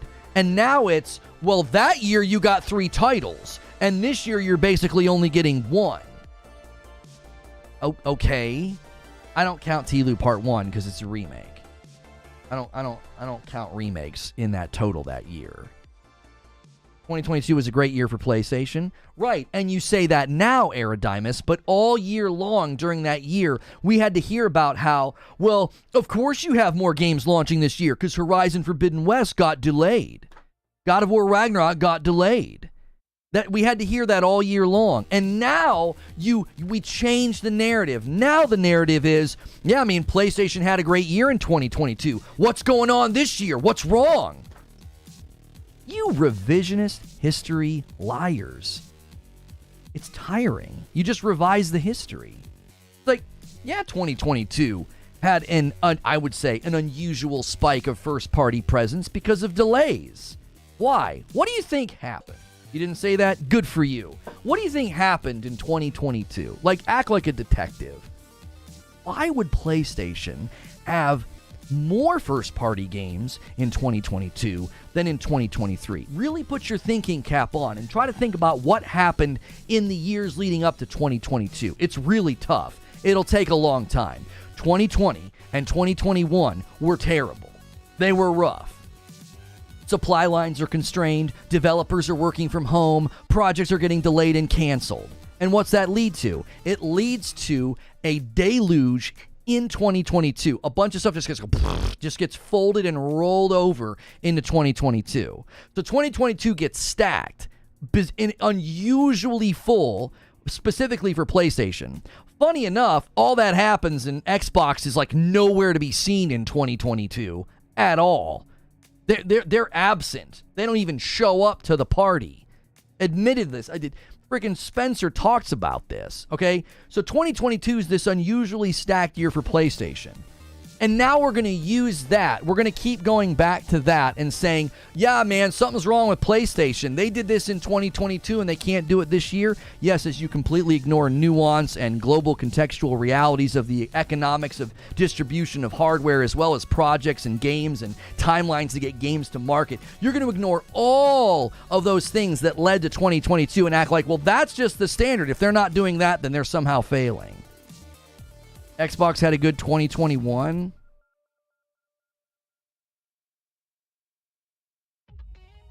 Okay. I don't feel like debating that. I don't agree. I don't agree. They had a good 2021 and that made 2022 an awful year and people killed them. Yeah, this was supposed to be the comeback year. My question to you is, why are we holding PlayStation to a standard that, number one, is unreasonable, and number two, nobody else in the market's frickin' doing it? Nobody else is doing it. They had an unusually big year in 2022, and you're like, if they're not doing that, then they're failing. Really? Is Nintendo doing that? They're massive. They're massive. They're enormous. Nintendo's crazy good. And guess what? They don't even do what you're asking. Where's the Nintendo roadmap? Now, they did a Nintendo Direct, and they just announced a batch full of titles, didn't they? Well, we got a state of play from PlayStation, and what they do? They announced a batch full of titles. There's at least 2 titles coming in first quarter of next year. Helldivers 2, and I forget the other one. Ron M. jumping back in as a member. Thank you.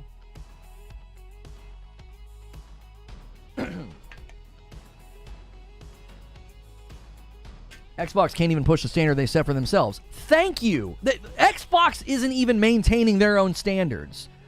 What did Phil Spencer say in the Kind of Funny interview? What did he say? A big game every quarter at quality. Redfall? No. Forza Motorsport? No. So you got Starfield. So you're holding PlayStation to a standard that Xbox isn't hitting. Xbox set a standard that they're not even hitting for themselves. Nintendo isn't hitting that standard. It's unreasonable. Most of the industry is third party. It is. It's third party. And first party sort of marketing punctuates those rhythms in sort of a marketing way. Mirage is a good game. I actually liked it a whole lot more than I expected. I thought AC Mirage was good. So I think this is a completely valid discussion to have in a stream about the PlayStation 5 Slim, because PlayStation is in a position of market dominance, and they're constantly held to this weird standard by pro Xbox guys.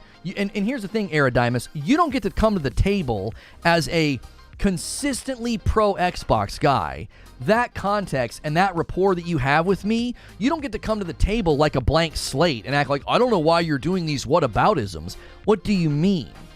If you're consistently waving the Xbox flag and then you hold PlayStation to a standard, what am I going to ask you? What do you think I'm going to ask you? That would be like you cheering for the Yankees and you start criticizing the Red Sox. And I know you're wearing a Yankees jersey, you got a Yankees ball cap on, and you're criticizing the Red Sox. It makes perfectly good sense for me to say, well, what about the Yankees? You're over here wearing the jersey. It makes perfectly good sense for me to do that because I know what side you cheer for. This bluster of like, oh, you're doing whataboutisms. It's like, no, you're expecting a market rhythm from a company that none of the other companies are doing. Why? Oh, 2022. I've dismantled that. That doesn't make any sense. Why hold them to that? PlayStation can do no wrong? I've never said PlayStation can do no wrong. I spent the first hour of this stream being critical of them selling the stand separately, the $50 increase on the digital, not saving $80, and if I want to buy the disc drive separately, it's $80 and it's going to take me to a higher price point than buying the disc version. I was critical, and then in the entire open, I said, this smells like Apple. You're giving me less, and you're making me spend more. None of that's going to get clipped and put into a Twitter thread or a salt mine because smear merchants and liars can't do anything else. They must lie. It's part of their brand. I sat here for a lengthy monologue and a lengthy discussion with the community and was critical and said, this is not something I like to see. I don't like when a company hits such a level of market dominance that they can literally take stuff out of the box and sell it to me separately. That's how bundles work. That doesn't mean I have to like it. That doesn't mean I'm going to praise it. I don't care if that's how it works. It doesn't matter to me. The optics on it. The optics on it. It's like, what are you doing? You're taking stuff out of the box. And I was posed the question, where are the games? There are no games. And I was like, what are you talking about? We've gotten games this year. Price increases in a depressed market is anti-consumer, then do layoffs. You want to talk about layoffs? I don't think you want to talk about layoffs. One side's doing way more than the other in that department too. And there's no such thing as anti-consumer. There's no such thing as anti-consumer because the belief that something can be anti-consumer is the belief that something is pro-consumer. There is nothing that is pro-consumer. Nothing. Everything is pro-profit. There is no such thing as pro-consumer. It's a misnomer. It's not real. That's anti-consumer. Huh? What are you talking about? Raising prices in a depressed market is anti-consumer. You understand that raising prices is typically dictated by market demand as well as market research, and they know that the market will bear it. Meaning your theory that the market is depressed and that they are being anti-consumer is unfounded. That's not a thing right now. That's not a thing. Oh, the market's depressed. Let's raise the prices. They're looking at the market and they're like, yeah, we can do this. Yeah, market will bear it. The demand for our product is incredibly high. The demand for our product is through the frickin' roof. Cristiano Souza with a gifted member. Thank you so much. Pushing us a little bit closer to 50.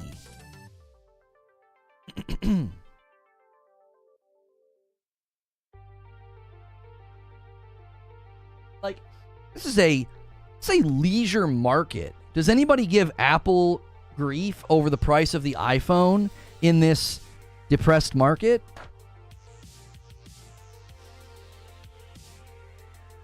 Is it a problem that they charge a lot of money for their stuff? They raise the price? People honestly out here thinking that gaming companies do pro bono work or that we've got somebody out there making video games as a not-profit company. I'll tell you what's going on. There is a narrative that has grown. Cristiano Souza with another gifted member. He's going to walk it all the way to 50 on his own. There is a growing narrative, and this is largely driven by, there are content creators that drive this narrative because they basically capitalize on, another gifted member, thank you so much, Cristiano Souza. They basically capitalize on the anger and the emotions of the public. Okay? That's what they're doing. And they drive this us versus them narrative.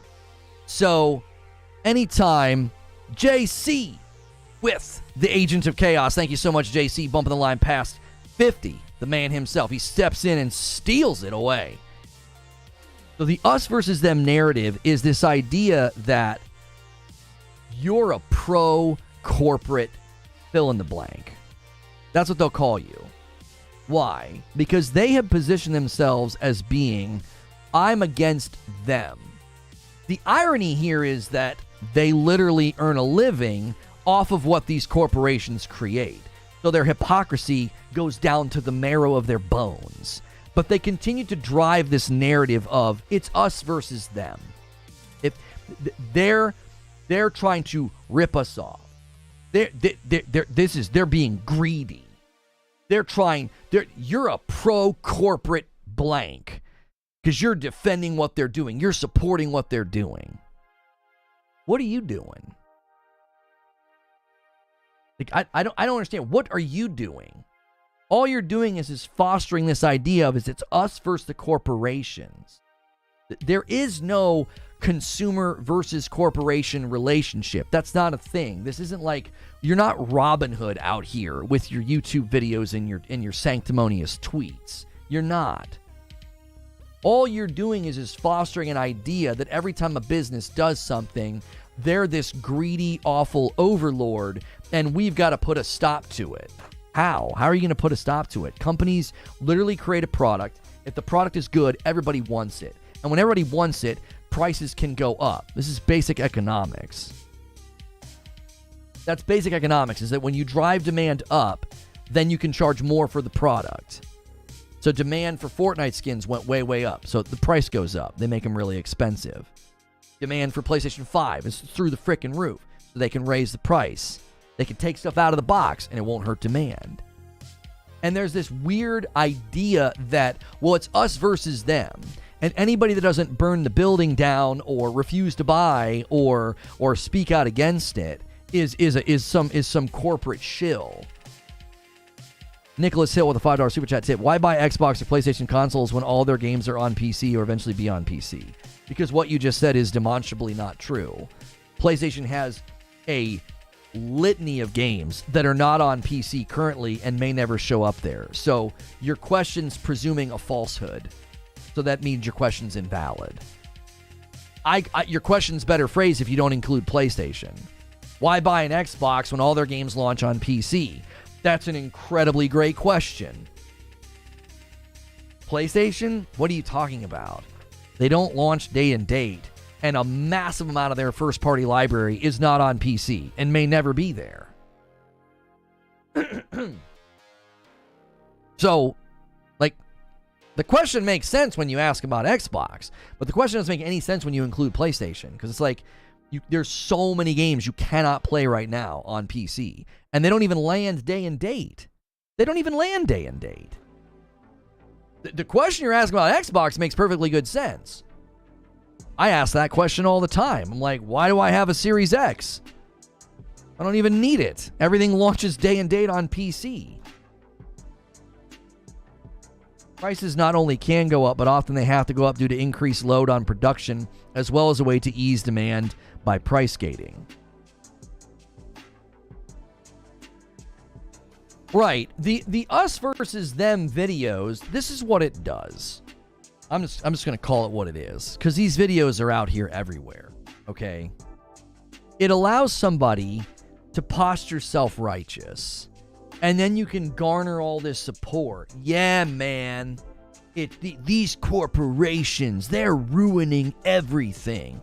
Listen, 2023 has been one of the best years in gaming in a very, very long time. So you can keep yelling at corporations and you can keep acting as if like everything is terrible.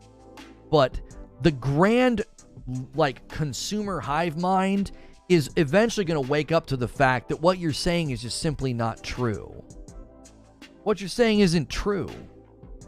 And the fact that things might get more expensive or more costly, welcome to adulthood. Hey, welcome to adulthood. What are you talking about? Everything's going up in price. I'm not saying it's exciting or good and we should throw confetti in the air and say, yay! It costs more money to watch a movie now.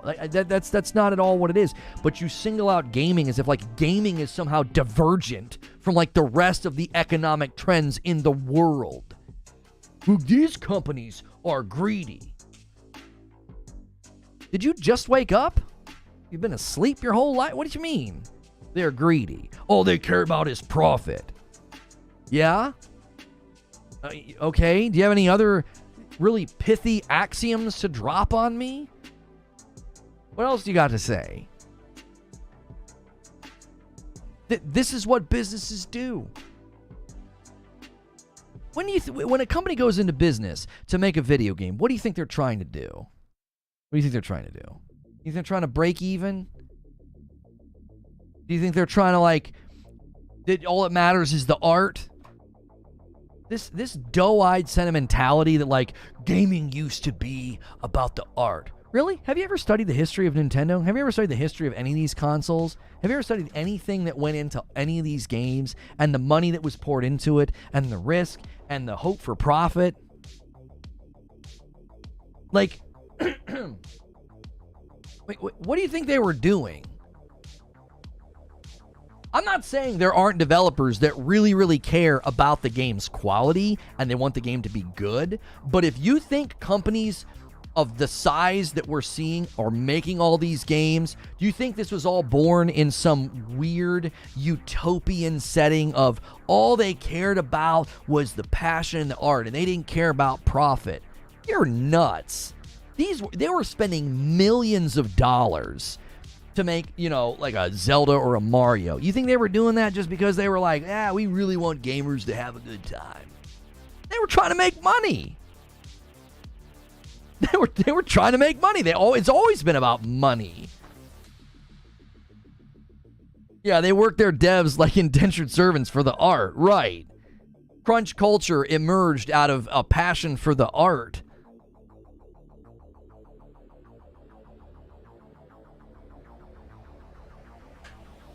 Gaming is a safe haven for people that are likely being more sensitive when any aspect of it looks like it's becoming prohibitive.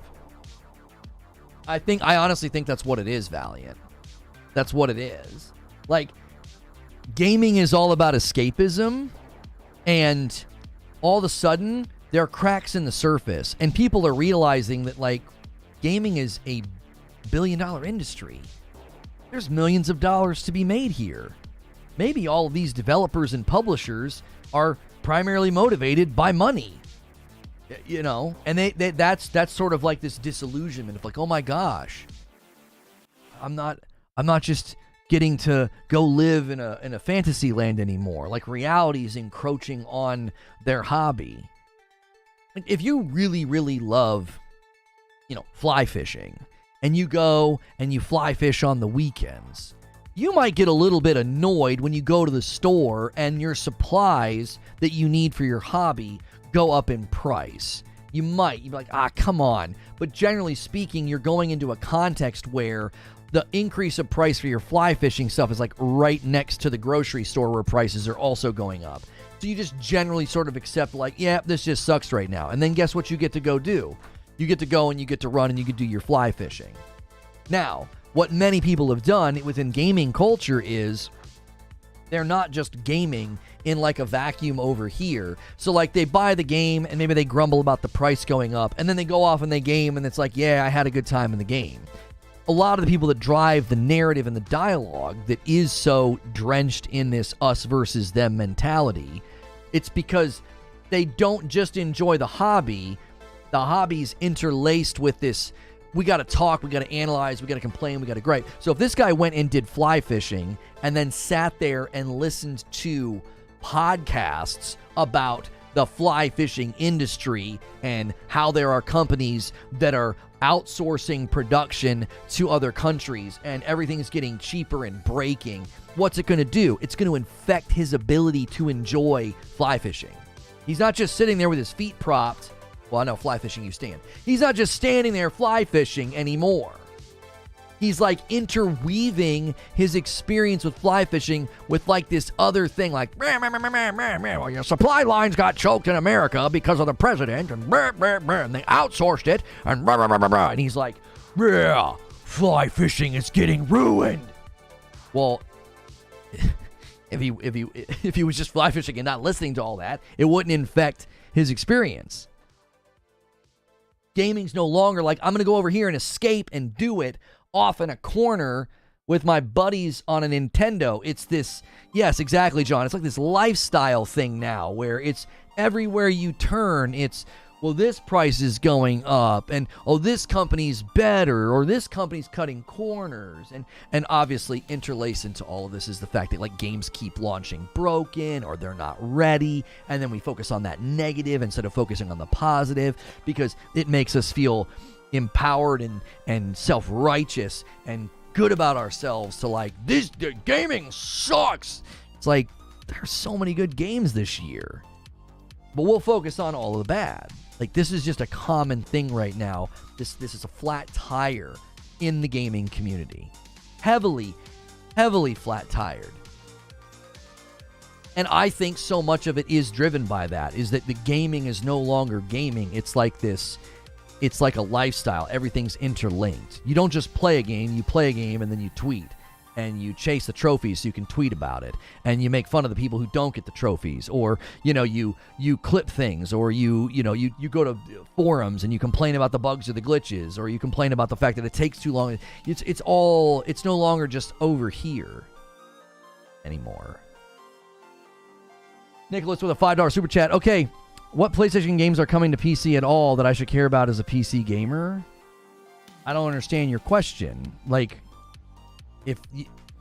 I'm not trying to convince you that PlayStation games are great. If you want them, buy them. I'm not going to get a kickback from trying to convince you to buy a PlayStation game. Do your own research. I don't care. Like, Horizon Forbidden West is coming to PC. Go watch trailers. Decide for yourself. Like, well, convince me. What game should I care about? Do your own research. Go watch trailers. Be a consumer. What do you mean? I'm not a salesman for PlayStation.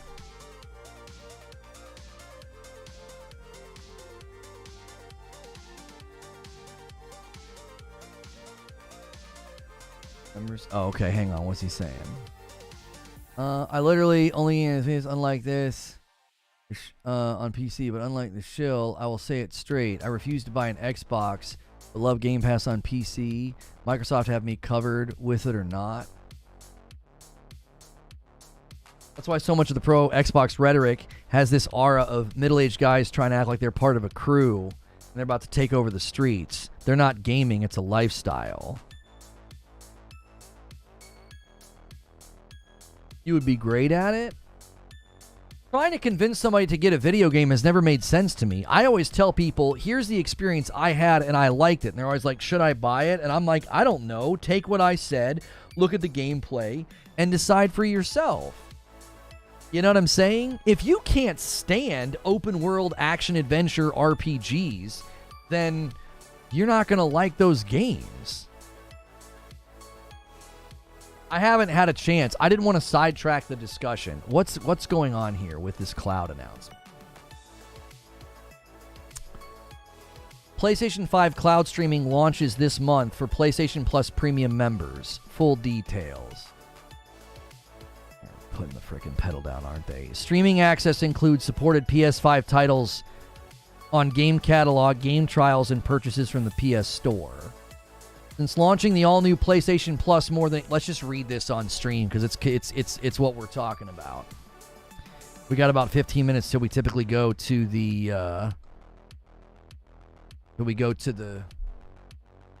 the premiere anyway. I got a premiere today. I'm unboxing the Meta 3.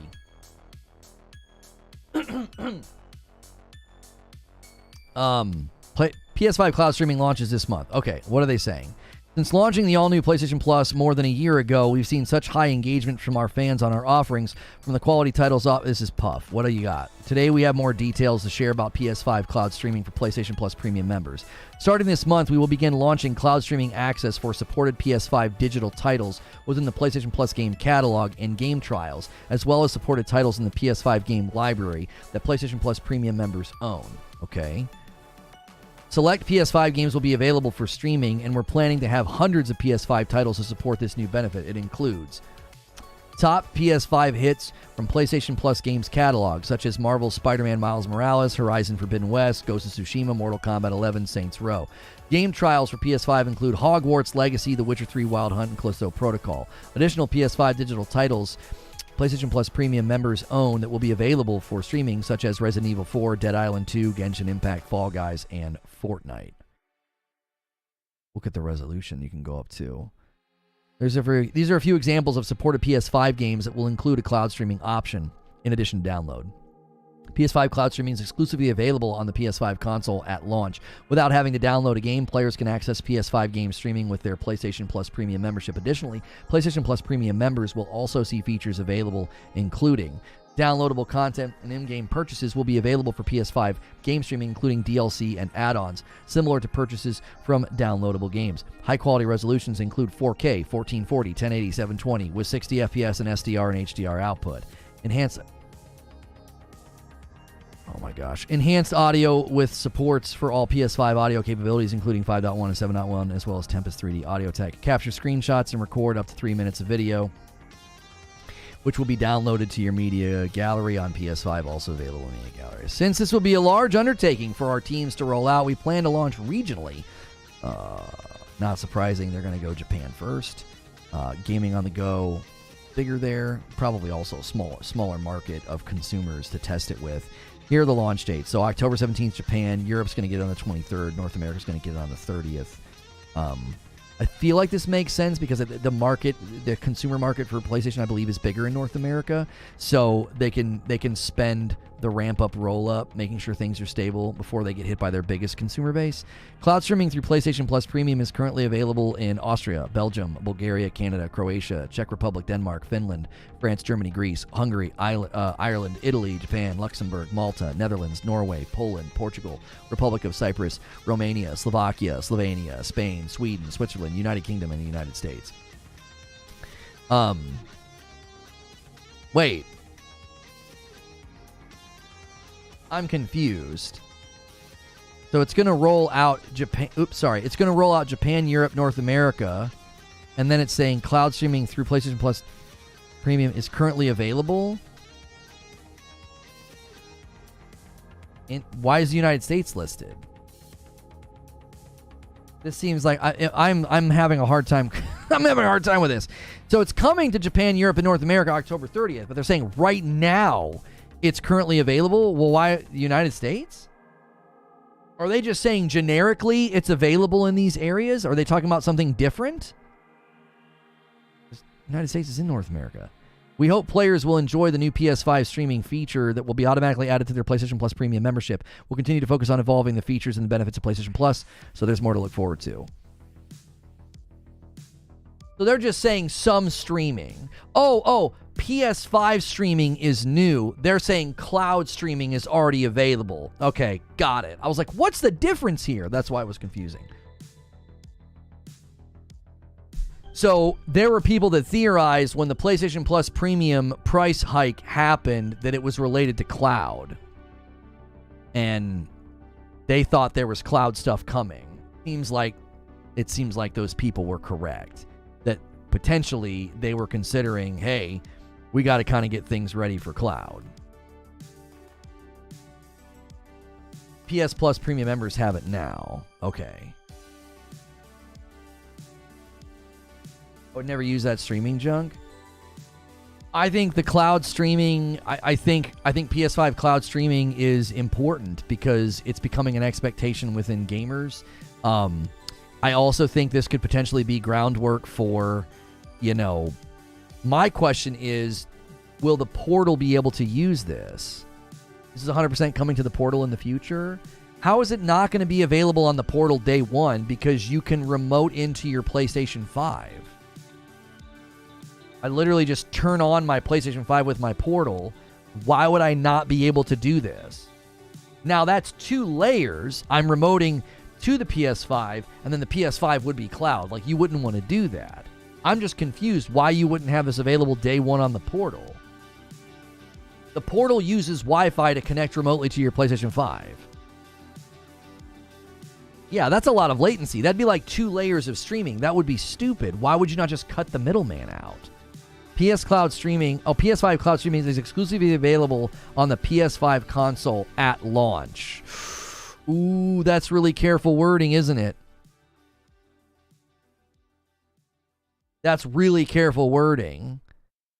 That'd be like 5 to 10 seconds. That's 5 to 10 seconds of latency. That's the point I was making, Wheezy. I was like, since I can remote into my PlayStation 5 and then I could potentially do cloud on the PS5, that would be stupid. Why would you not just cut out the middleman and have the Portal just do cloud?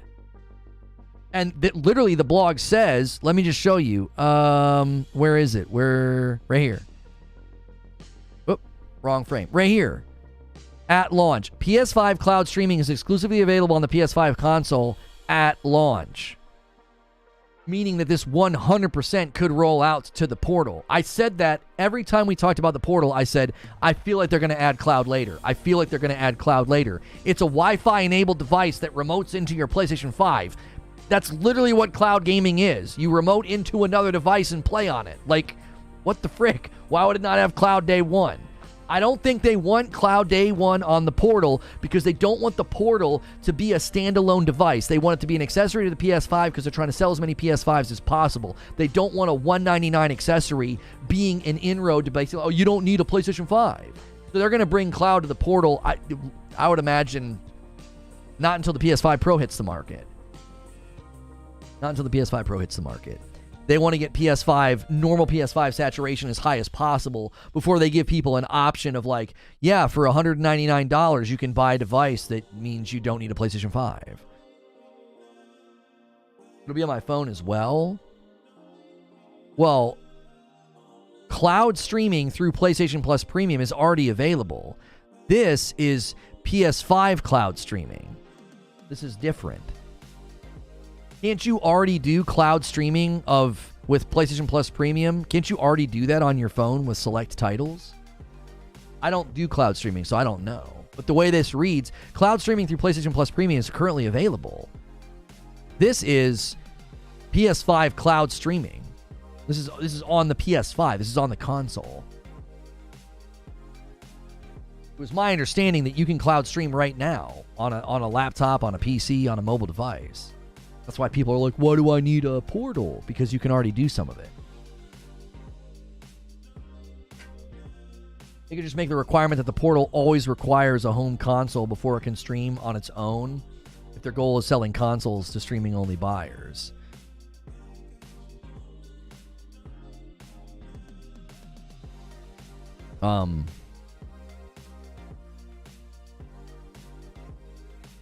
Let's see here. My referral link.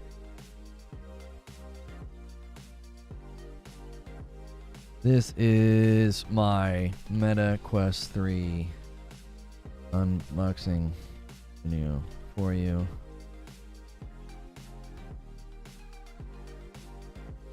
Ah! My Meta Quest 3.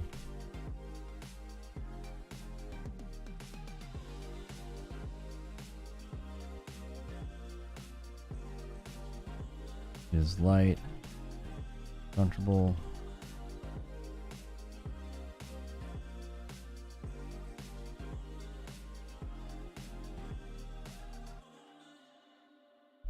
Okay. Can you use an Apple Watch without an iPhone? I actually don't know the answer to that question. Can you just get an Apple Watch and just use it without a...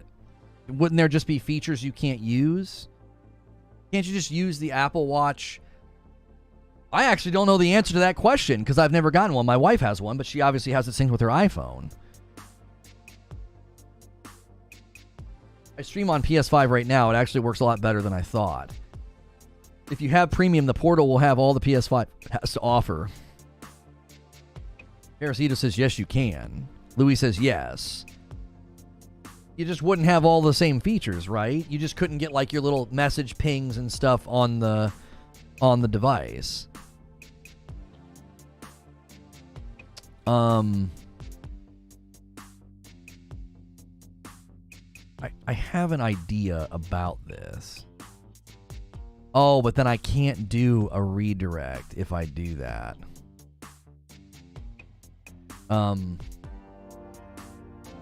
We can wait. I'm going to schedule this for... Yeah, I'm going to schedule this for 12:15. We're too close to 12 right now. I don't want to rush.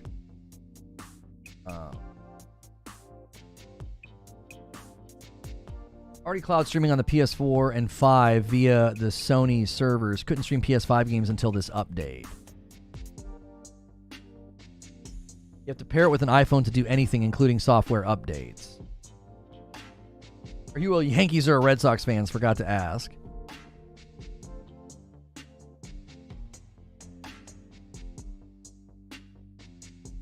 There's no way to get around the initial Apple Watch setup without the Watch app on a phone, on an iPhone.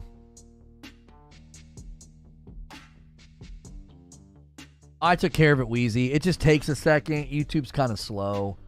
So I clicked, and the guy that was like spamming, I clicked and did it, and it just always takes a second to do it.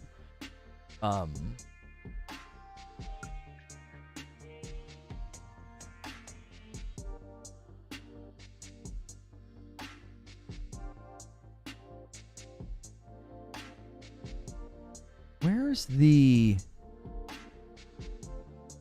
I wonder, can you check that and then uncheck that when you schedule a premiere? I'm going to schedule this for 12:15. But then I'm going to change that option back. See if that doesn't ping people. You guys that have been getting too many notifications, let me know if the premiere just pinged you.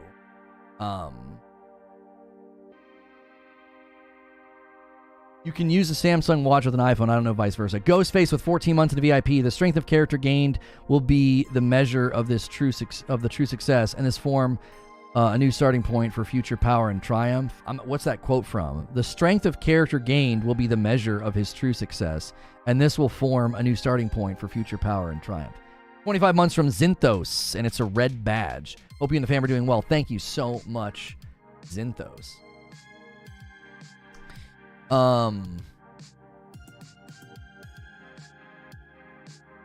No ping or email. No ping here. Yeah, I unchecked the box, and we're also like less than 30 minutes away, so I did two things that might have helped. We're trying not to have you guys get so many frickin' pings. Like, we're minimizing that. Like, I'm trying to do some tricks and some finagling in the background. MetaQuest unboxing. So like we're not scheduling things the way that we used to, if that makes sense. Okay, change that, and there we go. I'm not going to go into all the details and all the ins and outs. Just know that we are doing our best to stop that, because I know it was not enjoyable. Lazaro says, 1 year, baby. Thank you so much, sir. Unlisted. Thank you so much for a whole year, Lazaro. Yeah, I also turned off low latency. I stream at normal latency. Yeah. Contrary to what people may think about like streamers and stuff, like I do everything I possibly can. To make the experience as good as possible for you guys. Okay. So I also successfully have the there we go. Okay, so I have the members set up. I have the redirect set up to members so that you guys don't get obliterated. Okay, everything I just did should not have given you any notifications. That's the hope. And you should get one in 15 minutes when the premiere goes live. But we're going to head over there. I'll redirect you over there. That's the hope. We are hoping to turn down that dial so that when you come to your phone or your YouTube experience, you're not like, good golly, I have 9 notifications from Lono. It got a little absurd. I'm really, really happy that YouTube is saying, hey, let's do what we can to put members-only content in front of members. I think that's fantastic. They just went overboard, and somebody took a screenshot of their notifications, and I was like, oh my gosh. I was like, I had no idea it was doing that. There's no box for me to check to stop it. We've had to do different things in the workflow to minimize. Outsider with $5. I was thinking of buying myself a new PS5. I don't have to wait to play PS5 games on my PC. So you think it's better to buy a PS5 if they're in stock now? I mean, a digital for $400 is just such a great deal. I think it's such a great deal. A digital PlayStation 5 for $400. There's such a great backlog of games that you can enjoy. I would start with Ghost of Tsushima Director's Cut every time. There's Returnal, there's Ratchet and Clank, there's the Demon Souls remake, there's the Death Stranding director's cut, there is The Last of Us Part 1 remake, there is Horizon Forbidden West, there is God of War Ragnarok, there is Burning Shores, there's Final Fantasy 16, Spider-Man's about to come out. Spider-Man Remastered runs and looks amazing on the PS5. Like, it's unbelievable. For $400, you get into the PlayStation 5 ecosystem, and there's all those games that you can get. Like, it's an amazing value, you know. You want to wait for the digital that's $50 more and doesn't have a vertical stand. The other nice thing about the digital is you can buy plates for it, and I think the plates are dope. There's, you know, the Spider-Man plates, if they restock, are really, really cool.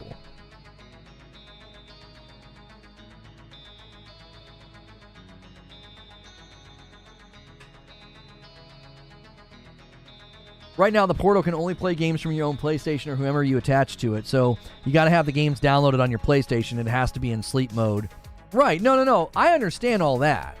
I just think this move and this blog seems to indicate that, you know, my noti for today, 2 for the mainstream, nothing so far. Okay, cool. Okay, you got the 30-minute, and then when I went live. Okay, that's far more reasonable. That's so much more reasonable.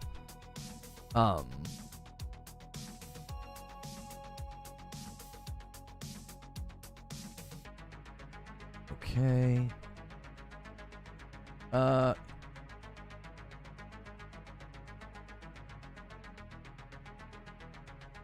Okay, cool. Yeah, AOZ for sure. Just let me know. So far, so good. I actually got the live stream today. Okay, good. I didn't do anything different with the live stream, so you should have just got the 30 and then the live. I didn't do anything different there.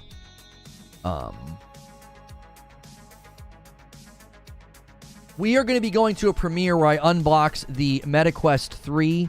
I will also be doing my best to review games. I can tell you about a game I played last night in the members-only debrief. I plan to maybe even play some games and review some games on the MetaQuest 3, like the Assassin's Creed game, which is exclusive to it. We did hit 51 members today, so I currently owe you 10 members. I will do that during the premiere of the unboxing. That maximizes how long you guys have. You guys have 10 minutes if you want to push this a little bit further.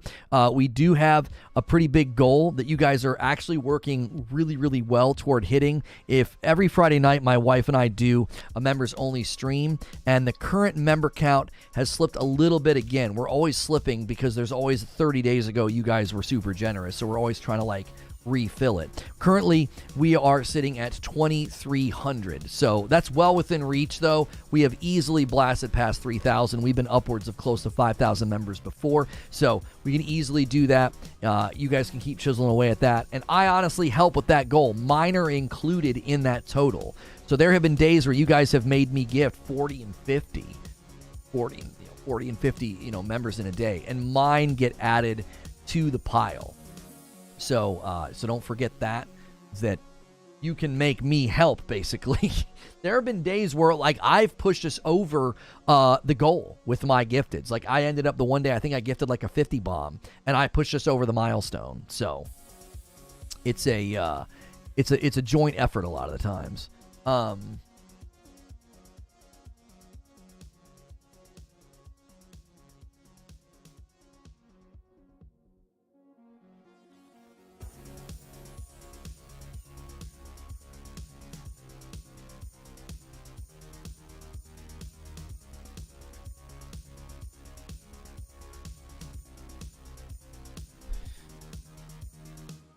From this morning's show, I got one noti so far. Okay, good. I'm gonna get the tweet ready for the meta video here. That's a really good picture of it too for the thumbnail. I like that.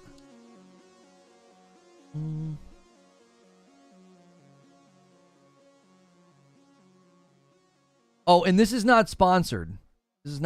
I bought my own. They did not send this to me.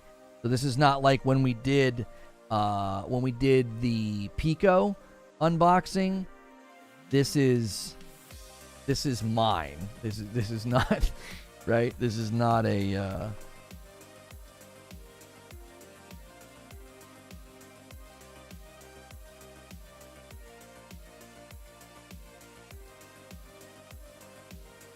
Some of those things are expensive right now. I can't justify doing the membership stuff. I'll have to do the free things for now. Donald Johnson, one of the best things to do is just stay sub to the channel, hit the like button, be here when I'm streaming, and when people gift, make sure you're opted in and you can get it gifted. Make sure you do that. Those are the ways. And when you do that, you get into the members only debrief, you get into the members only Discord, and you get into like Friday night streams with Madam. So the only thing you miss out on here at a standard membership or a gifted membership is you miss out on like the day ender writer's room or VIP stuff. But that's typically at the very, very end of the day. That's a new segment that we've been doing. Curious what it's like. How many VR rigs do you have now? I have the PSVR 2, I have the Pico 4, and then I have the MetaQuest 3. So, yeah, I have 3. I went from no VR this year to 3 now.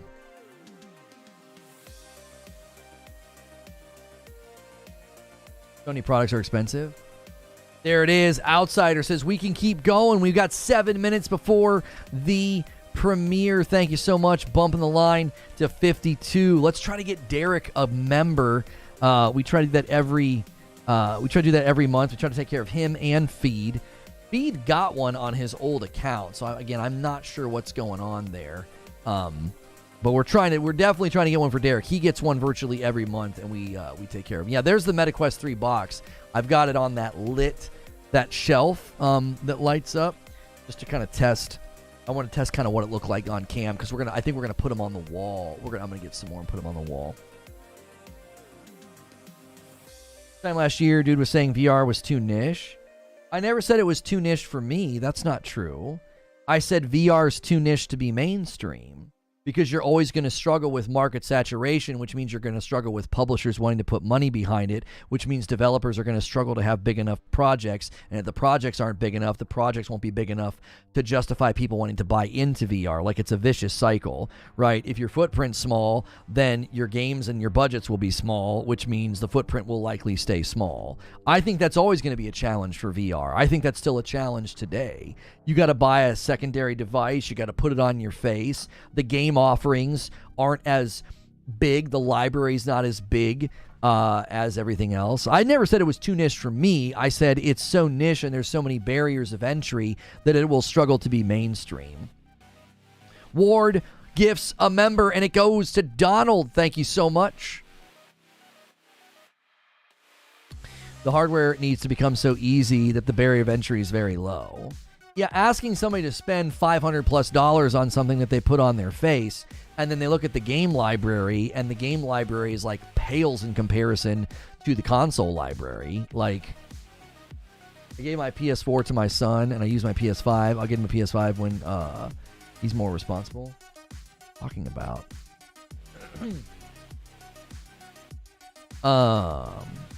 Oh, somebody said, I have a PS5 already. My brother uses it. Okay, I understand. I was like, why are you saying that? All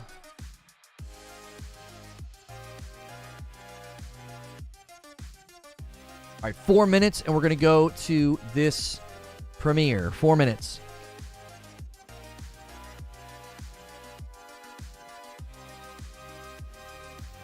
I remember begging Lono to try VR. I'm glad he tried it. I honestly think the inroad, I'll tell you what the inroad was. It's what I always said it was. It was games. I always told y'all, I was like, the games don't look that good. Why am I going to spend that much money? And then I looked at Call of the Mountain, and I was like, oh, that looks pretty good. That looks pretty awesome. And then I bought it, and I tried it, and I was like, yep. This is awesome. Let's gift more members. Dustin Straw. Dustin Straw, you trying to get a membership, buddy? You usually have a badge. He's out here asking you guys to gift more. Well, we only got 3 minutes. You guys are gonna have to go crazy. We're gonna get out of here. We're gonna do a redirect, and we're gonna go watch this premiere. Hey guys, make sure you smash the like button. We had a nice strong day today. We only need about 50 more likes on this video. And then make sure you smash like on the premiere when we get over there as well. Climb of the Mountain was what sold you? Even though it had too much climbing in it, the experience was still incredible, Abe. The graphics are nuts. It's I'm telling you, if you've never done VR and that's your first experience, it kind of hooks you. You're like, this is dope. It's at another level. Parasito says, we're not done, and he slams 5 home quickly to 58, attempting a 20 bomb to get us over 75, and see if we can't get Derek in here as well as Dustin or Feed. Some of the guys we try to take care of every month. We got 2 minutes. If you guys get to 75, I'll owe you 15. So there's still hope for people to get memberships. Currently, I owe you 10, and we will do those during the premiere. We're going to head over there in 2 minutes. Yeah, there's just way too much climbing. Like, as far as a game, my criticism is, oh, the combat and the bow is really fun. Can I stop freaking climbing? Right? But as far as, like, the graphics and the experience, it's compelling. It's convincing. It's like, this is awesome. Nothing that the VR has shown is a killer app. You know what else convinced me? Gran Turismo 7. I don't even play racing games. And I was like, this is bonkers, bro. Like, this is crazy, bro. GT7. I played Call of the Mountain. I played GT7. And I said, okay. You got me. You know why? It's because the PSVR 2 can harness the power of the PS5. So it's not some standalone unit where we're playing like, you know, some game or graphics or whatever. Fight me, all RPGs. You can put those logos up there. All right, we'll see. We'll see. Oh, yeah, No Man's Sky on PSVR 2. Woo! Oh, my gosh. Oh, my gosh. That's good, too. That's good, too. All right, guys, do me a favor. Here we go. Here we go. I need 30 more likes on the video. Make sure and smash that like button before we get out of here. The link to the premiere is in chat. We are going to head over and watch this unboxing of the Meta. You're going to be pretty surprised by how small it is. Title year, that's what all the jokes, right? You're going to be surprised how small it is. Pause. Let's head over there. Click the link in chat. I'll give some members when I get over there. You guys can keep pushing this, by the way, during the premiere as well. If you guys land a couple more, I'll do another bomb. I'll do 10 when we get over there. All right, I'll see you guys over there. Let's head over to the premiere.